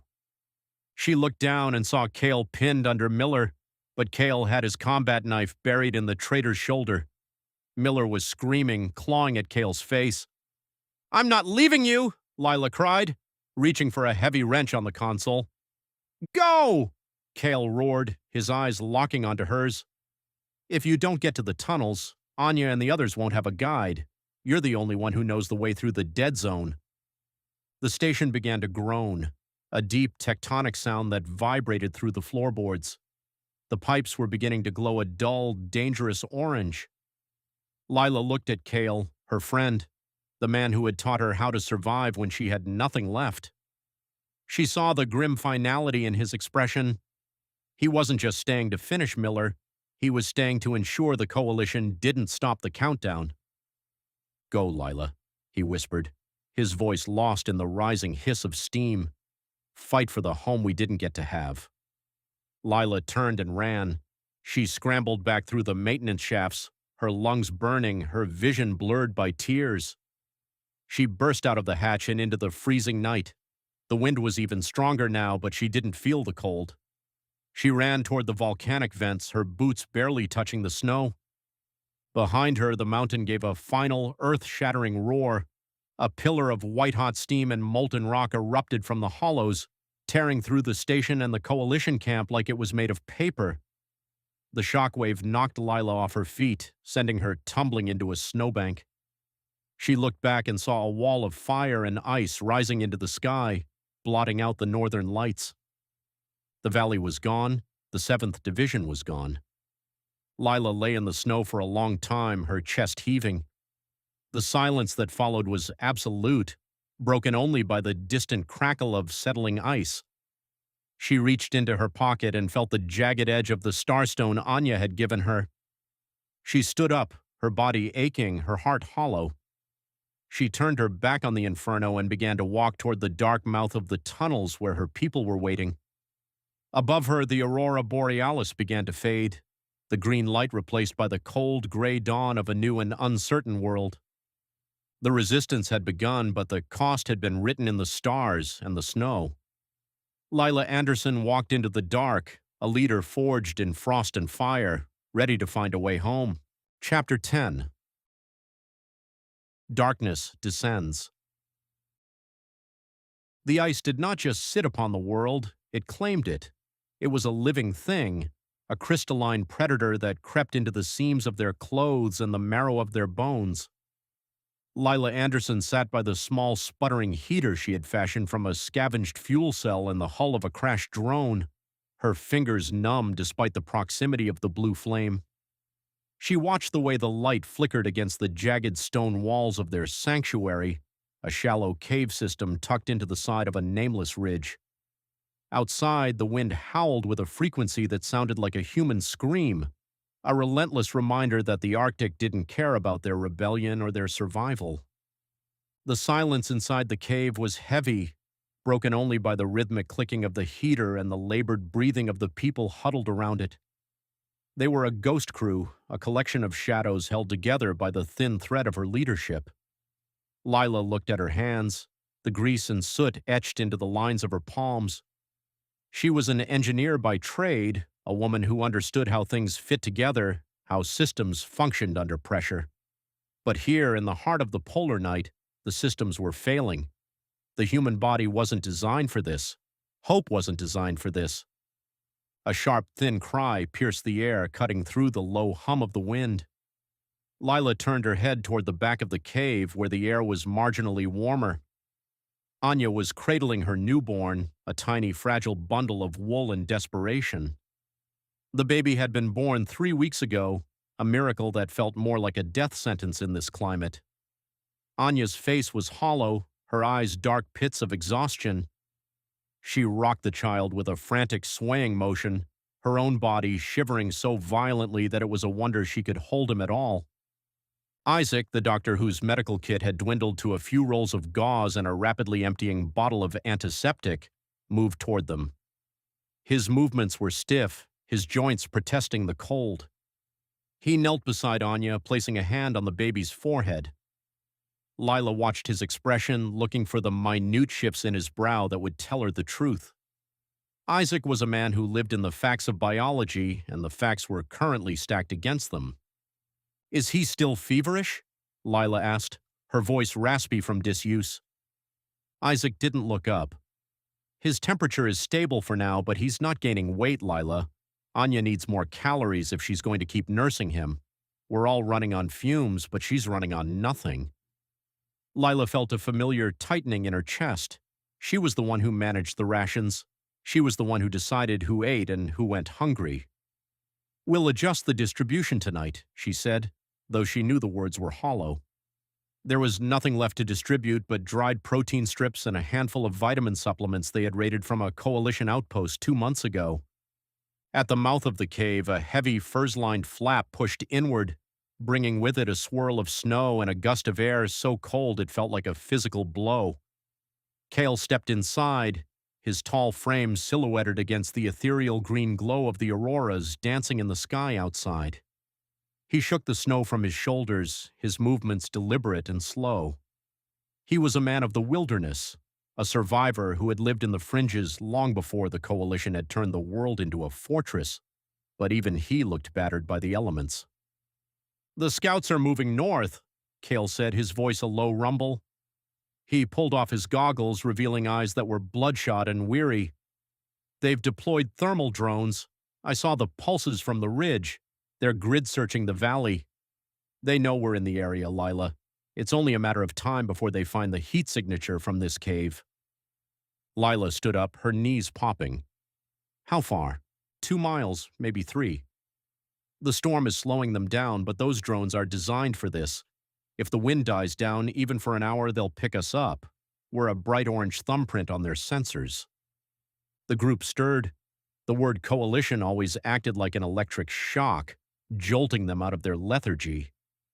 Fear was the only thing that kept them warmer than the heater. Anya looked up, clutching her baby tighter. "We can't move," she whispered. "Not in this. He won't survive the wind." Cale looked at Anya, and for a moment the hardness in his face softened into something resembling pity. "If we stay, none of us survive. The coalition doesn't take prisoners from the wastes. They'll just mark the coordinate and call in a kinetic strike. They don't even want to see our faces. They just want us gone." Lila walked to the mouth of the cave, peeling back the edge of the heavy tarp. The world outside was a nightmare of beauty. The northern lights were particularly vibrant tonight, ribbons of emerald and violet twisting across the star-choked sky. They were beautiful, yes, but to Lila they looked like the ghosts of the world that had been lost. They were cold, distant, and indifferent to the suffering of the tiny creatures huddling in the dark. "We can't outrun drones on foot," Lila said, her mind spinning through the technical possibilities. "The only way to survive is to mask our signature. Cale, how many of those scrap reflectors do we have left?" "3," Cale replied. "Maybe 4 if we strip the lining from the old sled." "It's not enough to cover the whole cave entrance," Lila muttered. She looked back at the heater. The fuel cell was at 12%. It was the only thing keeping them alive, but it was also the very thing that would lead the coalition to their door. It was a paradox of survival. The more they tried to stay warm, the faster they would be found. Isaac stood up and joined them. "We have to make a choice, Lila. We can either stay here and hope the storm masks us, or we head for the old mining tunnels across the gorge. The rock there is thicker, and the deep iron deposits might scramble the drone sensors, but it's a 5-hour trek. In this wind, with a child." He didn't finish the sentence. He didn't have to. Everyone knew the odds. Lila looked at the faces of her companions. Anya, who had lost a husband and a home in the takeover. Isaac, who had traded a comfortable life in the city for the grime of the resistance. And Cale, a man who had forgotten how to live in civilization. They were her responsibility. Every breath they took was a debt she felt she owed them. "We wait," Lila decided, her voice firming. "We kill the heater." A collective gasp went through the small group. Anya looked at her as if she had been struck. "Lila, the baby, he'll freeze." "We wrap him in every bit of fur we have," Lila said, stepping toward her. "We huddle together. Body heat is our only stealth. If we leave the heater on, we're dead by dawn. If we turn it off, we have a chance to hide in the noise of the storm. We'll use the reflectors to bounce the remaining residual heat deep into the back crevices. We become part of the rock." Cale nodded slowly. "It's the only way." "I'll set the reflectors. Isaac, help Anya get the baby ready. We need to be as small as possible." The next hour was a frantic, silent blur of activity. Lila worked with Cale to position the metallic sheets they had scavenged, angling them to dissipate the infrared signature of their bodies. Every movement was a struggle against the encroaching lethargy of the cold. The air in the cave grew sharper with every passing minute as the heater was powered down. The blue flame died with a pathetic hiss, leaving them in a darkness so absolute it felt like a weight. Lila sat on the cold floor, pulled into a tight circle with the others. They had layered every blanket and animal hide they possessed over themselves, creating a makeshift nest. Anya was at the center, the baby tucked against her chest, shielded by the warmth of 3 other adults. Lila felt Isaac's shoulder pressing against hers on one side and Cale's heavy coat on the other. The silence that followed was different from the silence of before. It was a predatory silence. Outside, the wind continued its assault, but inside they held their breath. Every creak of the cave, every shift of the ice outside sounded like a footstep. Lila closed her eyes, trying to focus on the rhythm of her own heart.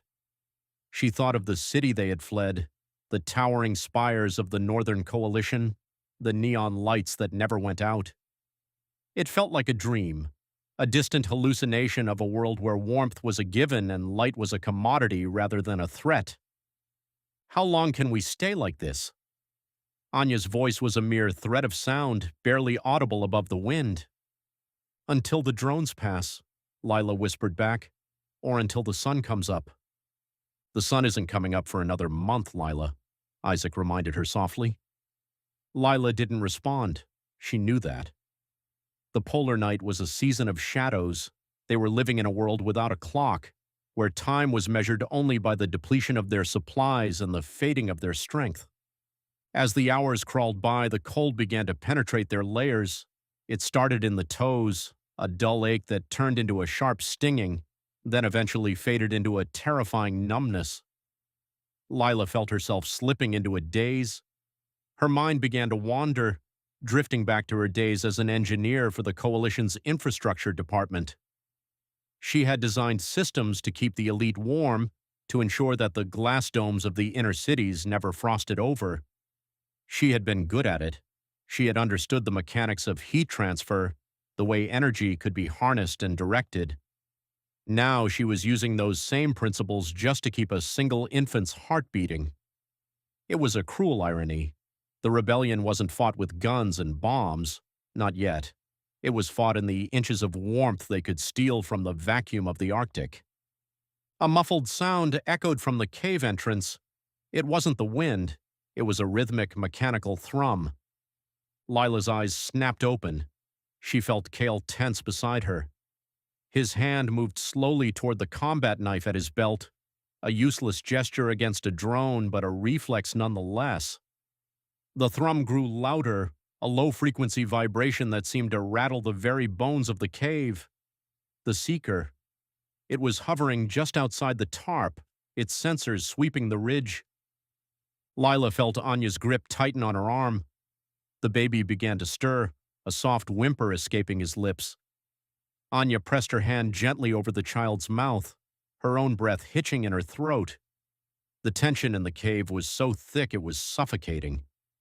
Lila could imagine the drone's lens, the cold mechanical eye searching for a flicker of orange, a sign of life in the frozen wasteland. The thrumming lingered, moving back and forth across the entrance. A beam of white light sliced through a small gap in the tarp, sweeping across the stone floor just inches from where they sat huddled. The light was sterile, terrifyingly bright against the darkness. It danced over the reflectors Lila had placed, bouncing off the scrap metal and scattering into a dull, unrecognizable glow. Lila held her breath until her lungs burned. She watched the light, her mind calculating the angles. If she had positioned the reflectors correctly, the drone's sensors would see nothing but the ambient temperature of the surrounding rock. It would see a void. The light flickered, lingered on a patch of frost, and then moved on. The thrumming began to fade, the sound receding as the drone moved further up the ridge, continuing its systematic search of the valley. They sat in silence for a long time after the sound disappeared. No one dared to move. The cold was an agonizing presence now, a dull roar in their ears. Lila's feet felt like blocks of ice, and she couldn't feel her fingers at all, but they were alive. We should turn the heater back on," Isaac whispered, his voice shaking with tremors. "We're dropping into hypothermia, Lila." "Not yet," Lila said, her own voice cracking. "Give it another 20 minutes.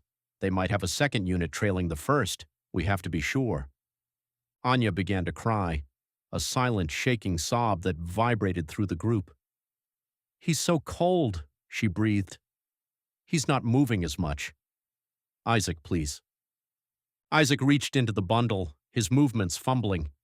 He felt for the baby's pulse, for the movement of his chest. "He's still with us," he said, but his voice lacked conviction. "He needs warmth, now." Lila closed her eyes. The weight of the decision felt like a mountain on her shoulders.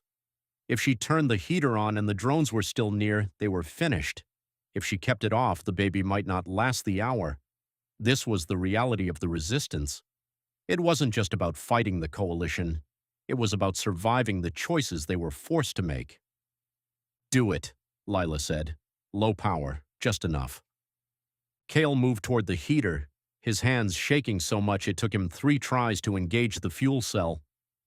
When the blue flame finally bloomed, it felt like the most beautiful thing Lila had ever seen. They huddled closer to the small source of heat, their faces illuminated by the ghostly glow. The warmth was a slow, painful process. As the blood began to flow back into her extremities, the pain was excruciating. It felt like needles being driven into her skin. She watched Anya unwrap the baby slightly, held him toward the heat, her eyes wide with desperation. The child let out a thin, weak cry, and the sound was the most relief Lila had felt in weeks. "He's okay," Isaac breathed, leaning back against the wall. "He's okay."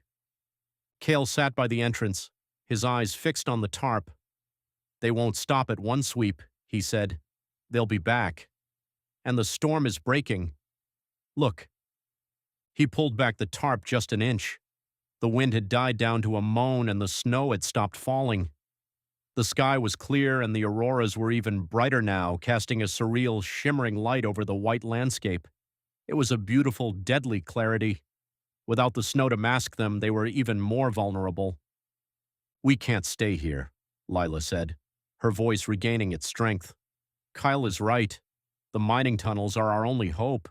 If we move now while the drones are circling the upper ridge, we might make it across the gorge under the cover of the terrain." "It's 5 hours, Lila," Isaac said. "Look at them. Look at us." "We don't have a choice, Isaac," Lila replied, standing up. Her legs felt weak, but she forced herself to remain upright. "The coalition is tightening the noose.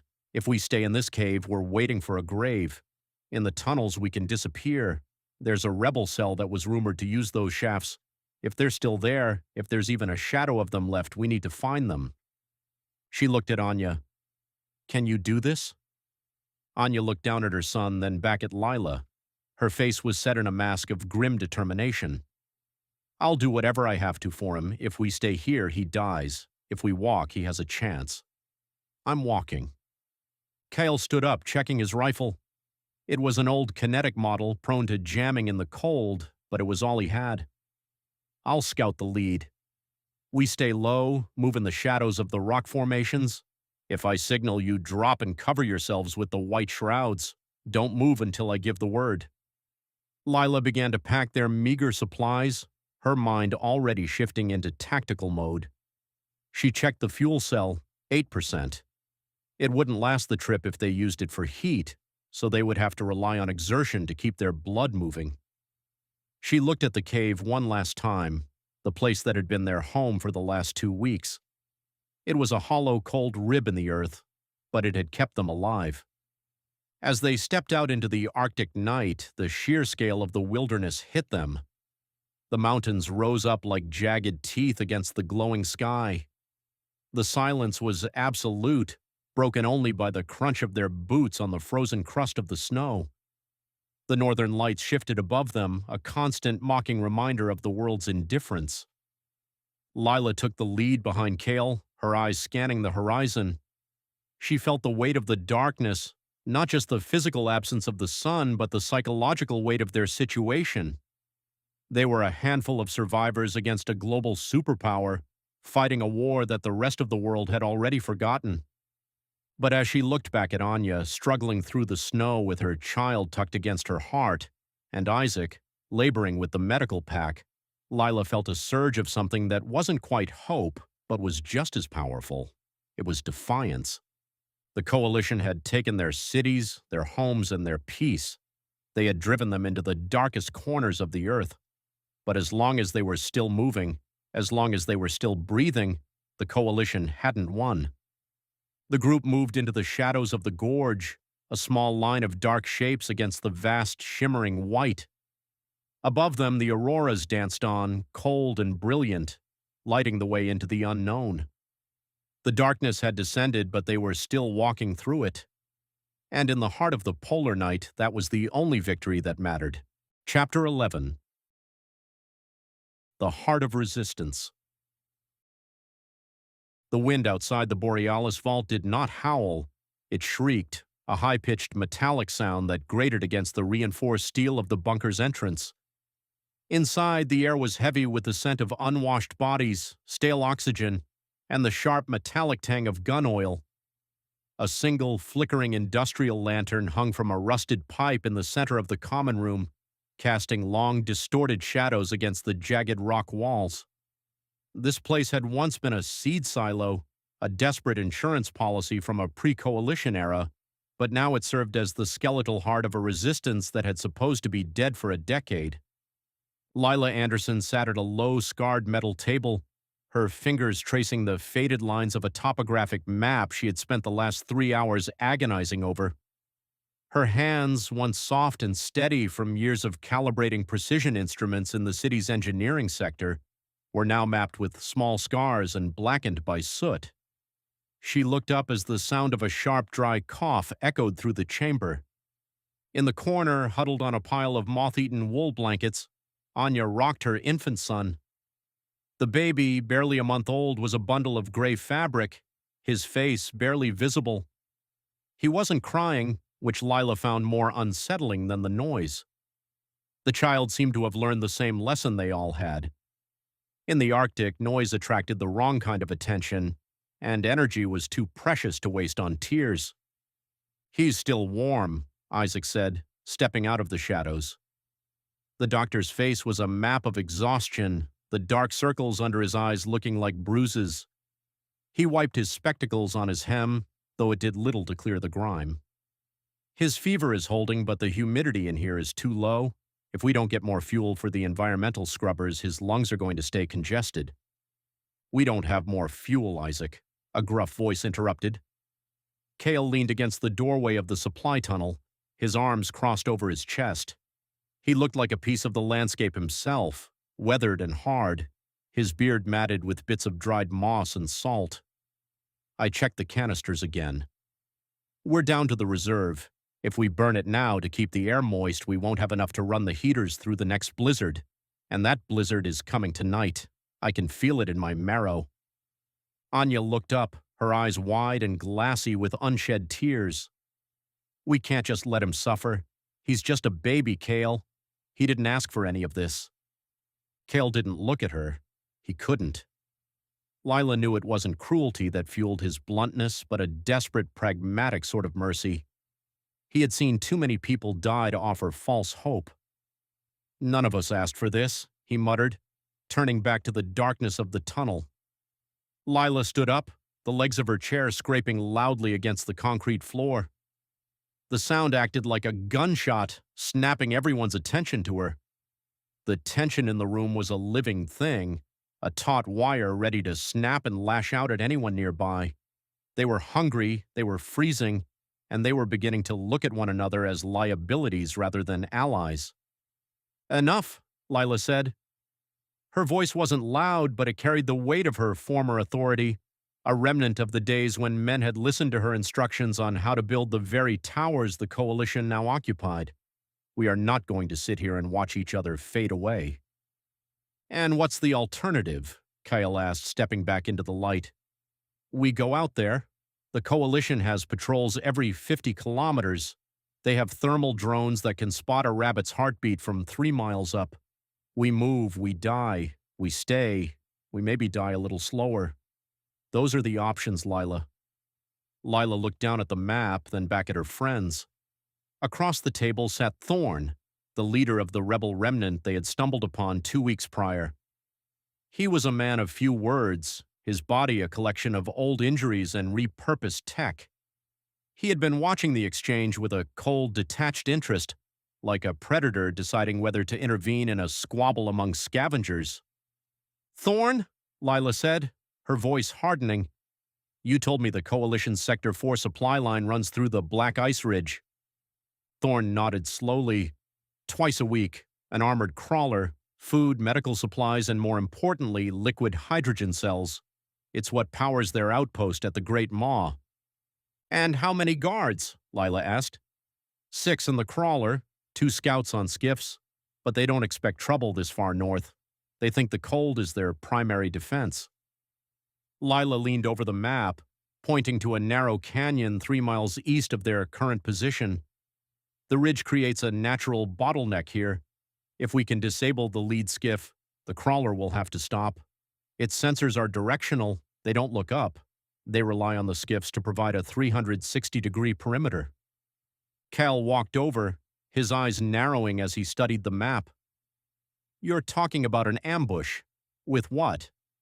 We have 3 rifles and a handful of improvised explosives that are more likely to blow our hands off than pierce coalition plating. We don't need to pierce the plating, Lila said, her mind beginning to whir with the familiar rhythm of engineering logic. We don't need to destroy the crawler, we just need to stop it. The hydraulic systems on those crawlers are sensitive to extreme pressure shifts. If we can trigger a localized thermal spike underneath the chassis, the safety valves will blow. The vehicle will lock its own axles to prevent a catastrophic meltdown. It's a failsafe I helped design 12 years ago. The room went silent. Isaac stopped pacing. Anya held her breath. Even Thorne straightened up, a glint of genuine interest appearing in his sunken eyes. You designed the failsafe? Thorne asked. I worked on the prototype of the Mark 7 heavy transport, Lila said, a bitter smile touching her lips.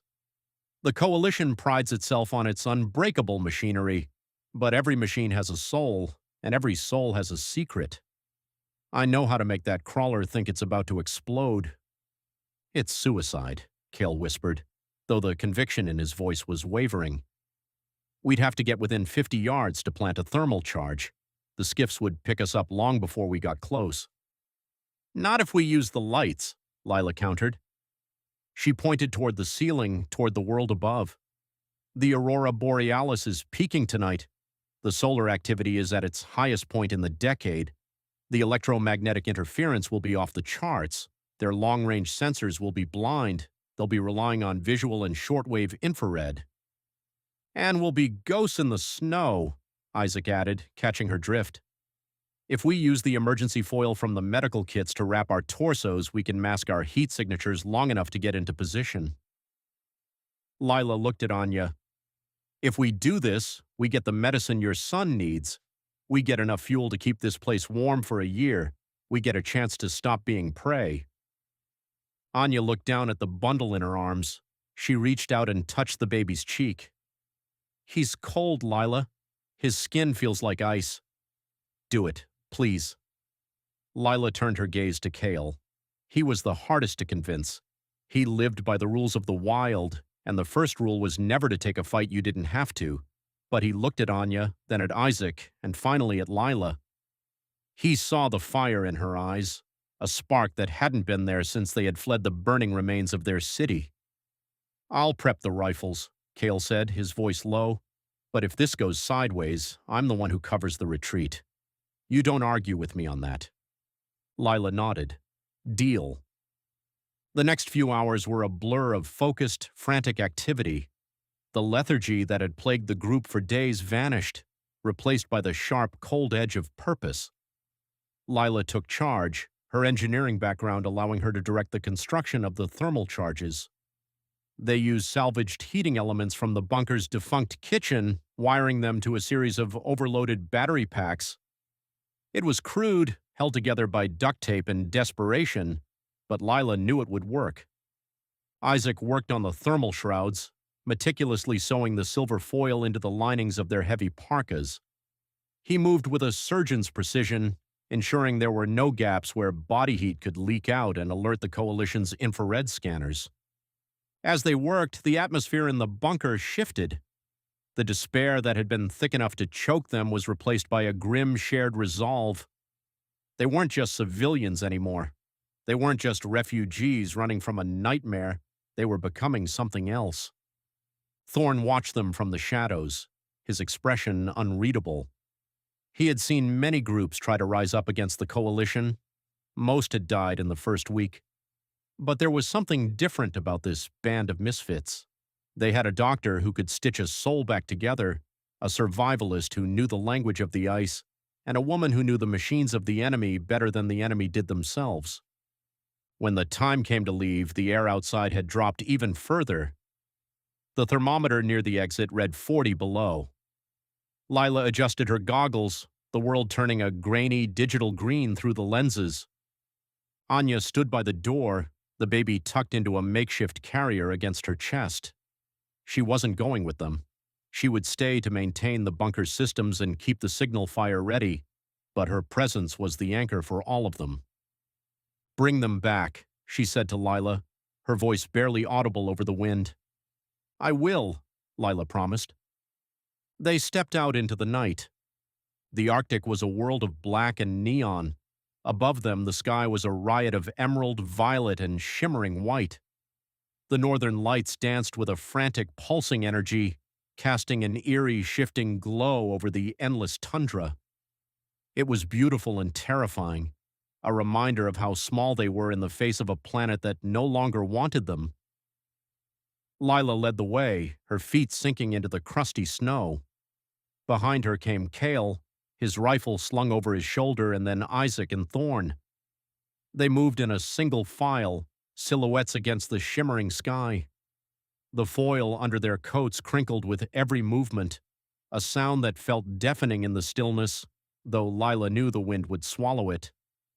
They reached the black ice ridge an hour later. The canyon was a jagged wound in the earth, the walls rising up like the ribs of a giant. Lila signaled for them to take their positions. Cale disappeared into a crevice high on the southern wall, his white camouflage blending him perfectly into the frost. Isaac and Thorn moved to the opposite side, clutching the thermal charges. Lila stayed in the center, buried in a drift of snow just yards from where the crawler's path was etched into the ice. Then they waited. The cold was an intrusive thing. It clawed at Lila's joints, numbed her toes, and tried to lull her into the fatal sleep of hypothermia. She bit her lip until she tasted copper, using the pain to stay awake. She watched the aurora. It was so bright tonight it felt like she could hear it, a low hum that vibrated in her teeth. The Coalition thought they owned this light. They used it as a symbol of their reach, their banners depicting a stylized aurora over a fortress. But to Lila, the lights weren't a symbol of power. They were a reminder of chaos. They were the result of a sun that didn't care about borders or regimes, throwing its energy at a world that was trying its best to survive. A low vibration began to thrum through the ground. Lila pressed her ear to the snow. It was rhythmic, heavy. The crawler. She clicked her comms twice. The signal was garbled by the solar interference, but she heard the faint double click of response from Cale and Thorn. Lights appeared on the horizon, harsh blue-white beams that cut through the natural beauty of the aurora like a knife. The crawler was a monstrosity of steel and tracks, a moving fortress that groaned as it crushed the ice beneath it. Two skiffs flitted around it like angry insects, their engines whining as they kicked up clouds of frozen dust. Lila's heart hammered against her ribs. This was the moment. The machinery of the Coalition was approaching, a physical manifestation of the system that had stolen her life, her home, and her future. The lead skiff passed over her position, its searchlight sweeping just feet from her head. Lila stayed motionless, her breath held until her lungs burned. The silver foil did its job. The skiff's sensors saw only another hummock of ice. As the skiff moved further into the canyon, Cale took his shot. He didn't aim for the pilot. He aimed for the skiff's intake valve. A single suppressed crack echoed through the canyon. The skiff stuttered, a plume of black smoke erupting from its rear, and it spiraled into the canyon wall with a spectacular silent crunch. The crawler immediately ground to a halt. The second skiff circled back, its turret swiveling wildly as it searched for the source of the attack. "Now!" Lila shouted, though her voice was lost to the wind. Thorn and Isaac surged forward from the shadows. They were fast, moving with a desperation that bypassed fear. They reached the underside of the crawler while the guards inside were still scrambling to man their stations. Lila saw the flashes as they slapped the thermal charges onto the main hydraulic lines. The crawler's external speakers crackled to life. "Surrender immediately," a synthesized voice boomed, echoing off the canyon walls. You are in violation of Coalition Mandate 7. Direct fire is authorized. A hatch on the top of the crawler slid open, and a soldier in white tactical gear emerged, his heavy repeater searching for a target. Lila didn't wait. She stood up from the snow, her hand hovering over the remote detonator. She wasn't a soldier, but she was a woman who knew exactly how much pressure a Mark 7 could take. The soldier spotted her. He leveled his weapon. Lila pressed the button. A muffled thump vibrated through the air. For a second, nothing happened. Then a series of high-pitched shrieks erupted from the belly of the beast. Steam, dyed bright orange by the crawler's internal emergency lights, hissed out from every seam. The massive vehicle lurched, its tracks grinding into a sudden locked halt. The safety valves had blown. To the crawler's onboard computer, the core was melting down. The soldier on top was thrown forward, his weapon firing a useless spray of lead into the sky.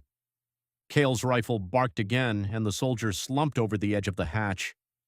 Lila ran toward the crawler, her boots skidding on the ice. Thorne was already at the side door, using a thermal torch to cut through the lock. Isaac was right behind him, a medkit gripped in his hand. Inside, the guards were disoriented, their displays flashing red and gold as the vehicle's systems went into a forced hibernation. The struggle was short and brutal. Thorne moved with a lethal efficiency that spoke of years of hidden rage, while Cale provided cover from the ridge. When the dust settled, the interior of the crawler was silent, save for the cooling hiss of the engines. Lila stepped into the hold. Her breath hitched. Crates, hundreds of them. Stamped with the Coalition seal, they were filled with vacuum-sealed rations, antibiotics, canisters of concentrated hydrogen, and rows of thermal blankets. "We did it," Isaac whispered, his hands shaking as he cracked open a crate of medical supplies. "We actually did it." Lila walked to the front of the hold and looked out through the reinforced viewport.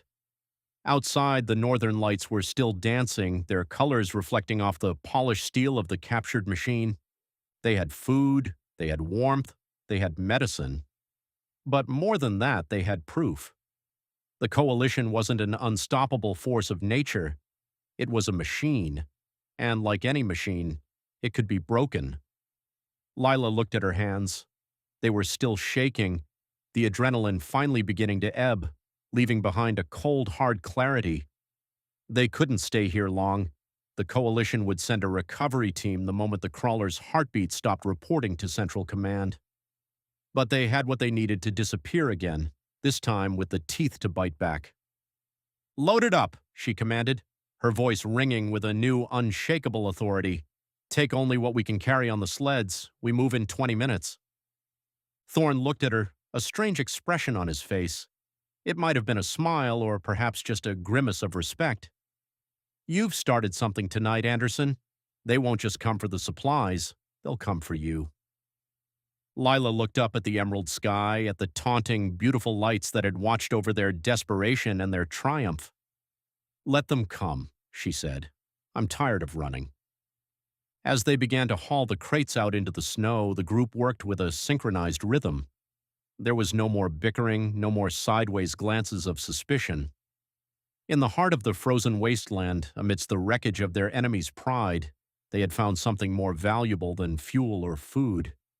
They had found their pulse. The resistance was no longer a ghost story told in the shadows of a seed silo.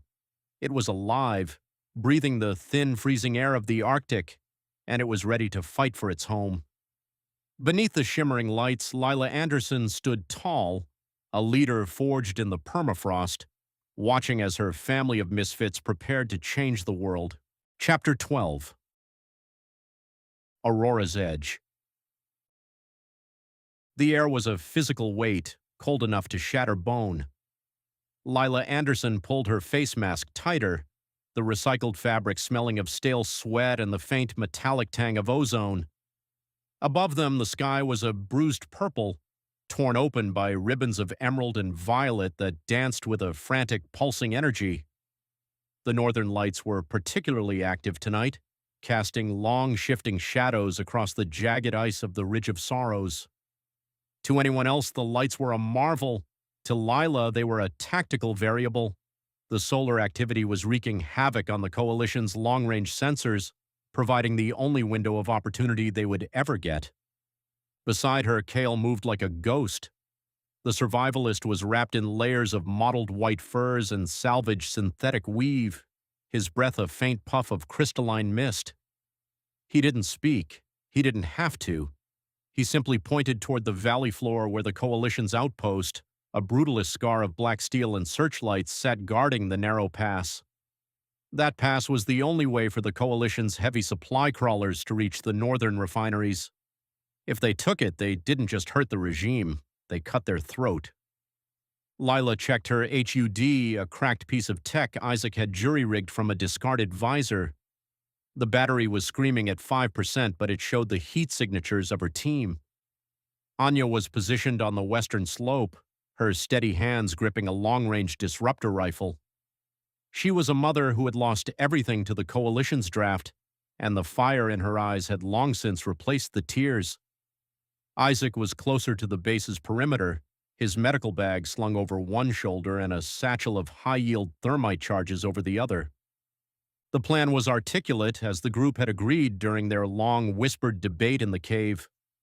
But plans, Lila knew, were just dreams with deadlines. The signal came as a low-frequency hum through their earpieces. It was time. Lila slid down the embankment, her boots crunching softly on the permafrost. She moved with the calculated grace of an engineer who understood the structural integrity of the world around her. She wasn't just looking for guards, she was looking for the stress points in the outpost's perimeter fence. The Coalition relied on power, on the hum of their generators to keep the cold at bay. Take the power, and the Arctic would do the rest of the work for them. Static crackled in her ear. Lila, it's Isaac. I'm at the primary conduit. The drones are grounded for now, but the solar flare is spiking. My sensors are going haywire. Do it, Lila whispered, her voice rasping. We don't have another minute. She watched from the shadow of a massive ice boulder as a faint blue spark erupted near the base of the outpost's eastern wall. For a heartbeat, nothing happened. Then the rhythmic thrum of the facility faltered. The towering searchlights flickered, groaned, and died. The sudden darkness was absolute, save for the haunting bioluminescent glow of the aurora overhead. Go, Lila signaled. The silence of the Arctic night was shattered by the roar of Cale's repurposed hunting rifle. A Coalition guard, silhouetted against the snow by the sudden lack of artificial light, crumpled before he could even raise his pulse carbine. From the western slope, Anya began her rhythmic, terrifyingly precise fire, her disruptor rounds hitting the base's communication towers with the sound of breaking glass. Lila didn't wait to see the results. She sprinted toward the main gate, her heart hammering against her ribs like a trapped bird. She was an engineer, not a soldier, but the distinction had vanished the day the Northern Coalition burned her city to the ground. Now her knowledge of circuitry and load-bearing walls was a weapon. She reached the service entrance just as a pair of Coalition sentinels scrambled out, their black armor slick and insectoid in the green light of the sky. They were disoriented, their thermal visors struggling to recalibrate in the sudden blackout. Lila didn't give them the chance. She swung a heavy iron pipe, a piece of the very city they had destroyed, catching the first guard under his helmet.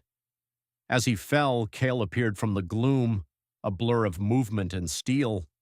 He took down the second sentinel with a brutal efficiency that made Lila's stomach turn, even after months of survival.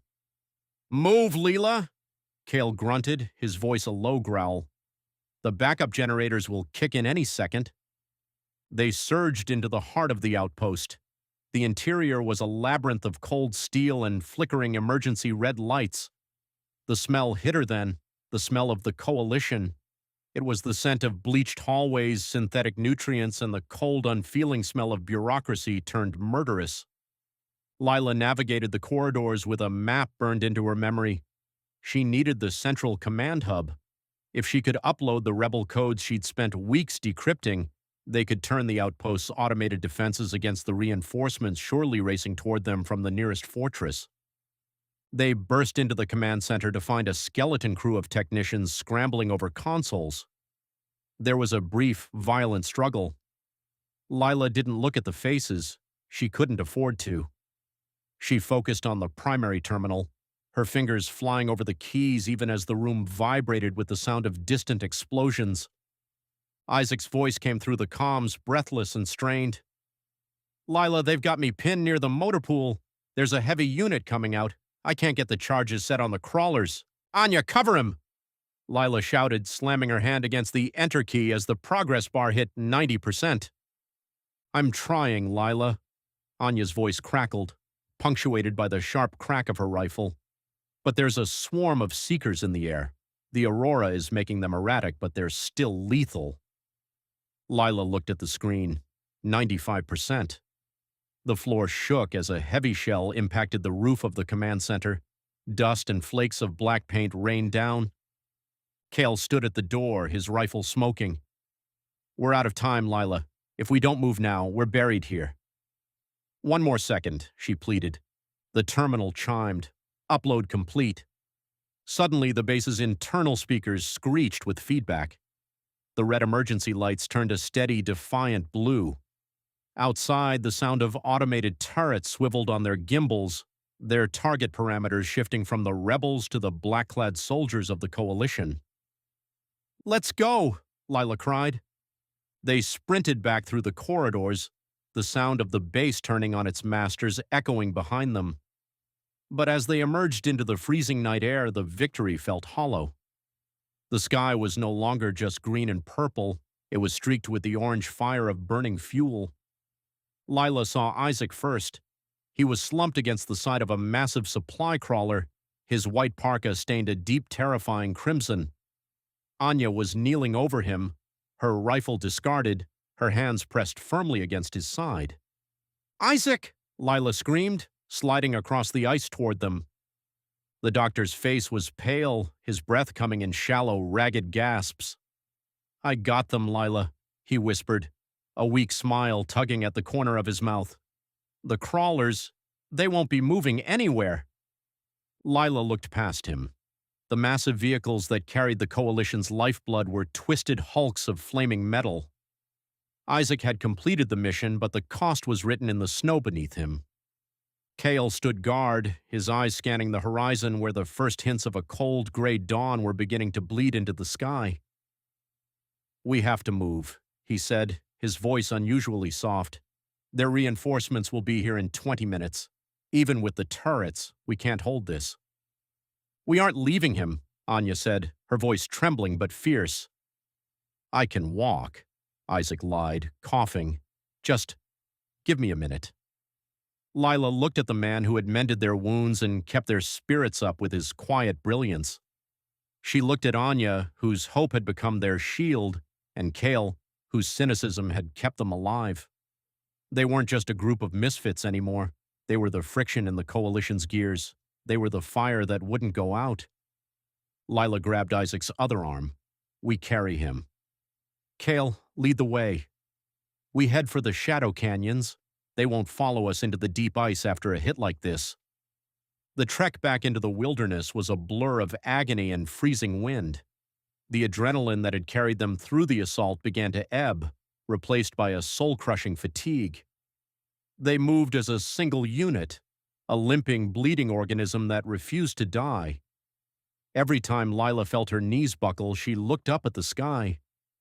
The aurora was fading now, the vibrant colors being washed away by the encroaching morning, but the memory of its brilliance remained etched in her mind.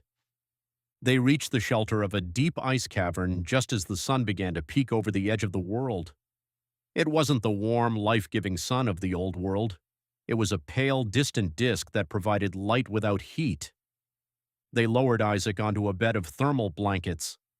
Anya immediately went to work with the limited medical supplies they had left. The silence that fell over them was heavy, filled with the unspoken weight of what they had just done. They had killed. They had destroyed. They had survived. Cale sat by the entrance of the cave, sharpening his knife with a rhythmic, soothing sound. He looked at Lila. "You did it, Anderson. You led them." I didn't lead anyone, Lila said, her voice barely a whisper. I just didn't want to die in a cage. There's a difference between surviving and fighting, Cale said, not looking up. Tonight you stopped surviving. You started taking back what's yours. Lila walked to the mouth of the cave. The Arctic stretched out before her, a vast white wasteland that had once seemed like a graveyard. Now it felt different. The snow was a shroud, yes, but it was also a veil. Beneath it, the resistance was growing. They had found the remnants of the old rebels, and tonight they had proven that the coalition was not invincible. Their armor could be pierced, their steel could be melted, their grip could be broken. She looked down at her hands. They were stained with oil, blood, and frost. They were the hands of an engineer who had learned to build a future out of the wreckage of the past. Anya came up behind her face weary but her eyes clear. Isaac is stable. He's sleeping. He's strong, Lila. He'll make it. Lila nodded, a lump forming in her throat. We all will. Anya looked out at the horizon. What now? Now, Lila said, and for the first time the words didn't feel like a heavy burden. Now we make them regret ever coming north. We've been hiding in the shadows of the lights for too long. It's time we started being the storm. The sun rose higher, casting long blue shadows across the snow. The aurora was gone, but the air still felt charged, as if the very atmosphere was waiting for their next move. Lila felt a strange sense of clarity. The city she had lost was gone, turned into a fortress for tyrants. But here, in the freezing cold, amidst the ice and the silence, she had found something more valuable than a home. She had found a purpose. She looked at Cale, then back at Anya. They were no longer the broken civilians who had fled the city in terror. They were the vanguard. They were the ghosts of the North, and they were just getting started. The wind picked up, swirling the fresh snow around their boots. It was a harsh, unforgiving land, but it was their land now. The Northern Coalition thought they had conquered the world, but they had forgotten that the hardest steel was forged in the coldest fires. Lila took a deep breath of the frigid air. It burned her lungs, but it felt like life. She turned away from the dawn and headed back into the darkness of the cave to check on Isaac, her mind already beginning to map out the next strike. The map of the resistance was being drawn in the snow, and tonight they had written the first chapter in blood and light. Under the fading glow of the morning star, the group huddled together, a small spark of warmth in a frozen world. They were tired, they were grieving, and they were hunted. But as the light touched the peaks of the Ridge of Sorrows, they knew one thing for certain. The Coalition's winter was finally beginning to thaw. Lila sat beside Isaac, watching the steady rise and fall of his chest. She thought about the bridge she had destroyed, the supplies she had burned, and the lives she had taken. In the old world, she would have been horrified. In this world, she was a protector. The moral dilemmas she had feared during their long nights in the wilderness hadn't disappeared. They had simply sharpened. She knew now that the price of freedom was a debt that could never be fully paid, only carried. She reached out and touched the cold steel of the satchel beside her, feeling the jagged edges of the scavenged tools within. These were her instruments now. She would build a new world, piece by piece, starting with the ruins of the old one. The Aurora's Edge had been a place of fear for them, a boundary between the world they knew and the unknown terror of the wild. But tonight they had crossed that edge. They had stepped out of the shimmer and into the fire of the fight. They were no longer just survivors, they were the resistance. And beneath the northern lights they would find their way home, even if they had to burn the whole world down to find the path. Lila closed her eyes for a moment, letting the exhaustion wash over her. But even in her dreams, she saw the emerald lights dancing. They weren't a taunt anymore. They were a signal, a beacon for everyone still trapped behind the black walls of the Coalition's cities. We're coming for you, she thought as sleep finally took her. We're coming, and we're bringing the storm with us. Outside, the Arctic wind howled, a lonely, mournful sound that echoed through the canyons. But inside the cave, there was the sound of steady breathing and the faint rhythmic scraping of Cale's knife against stone. It was the sound of a family, It was the sound of a war.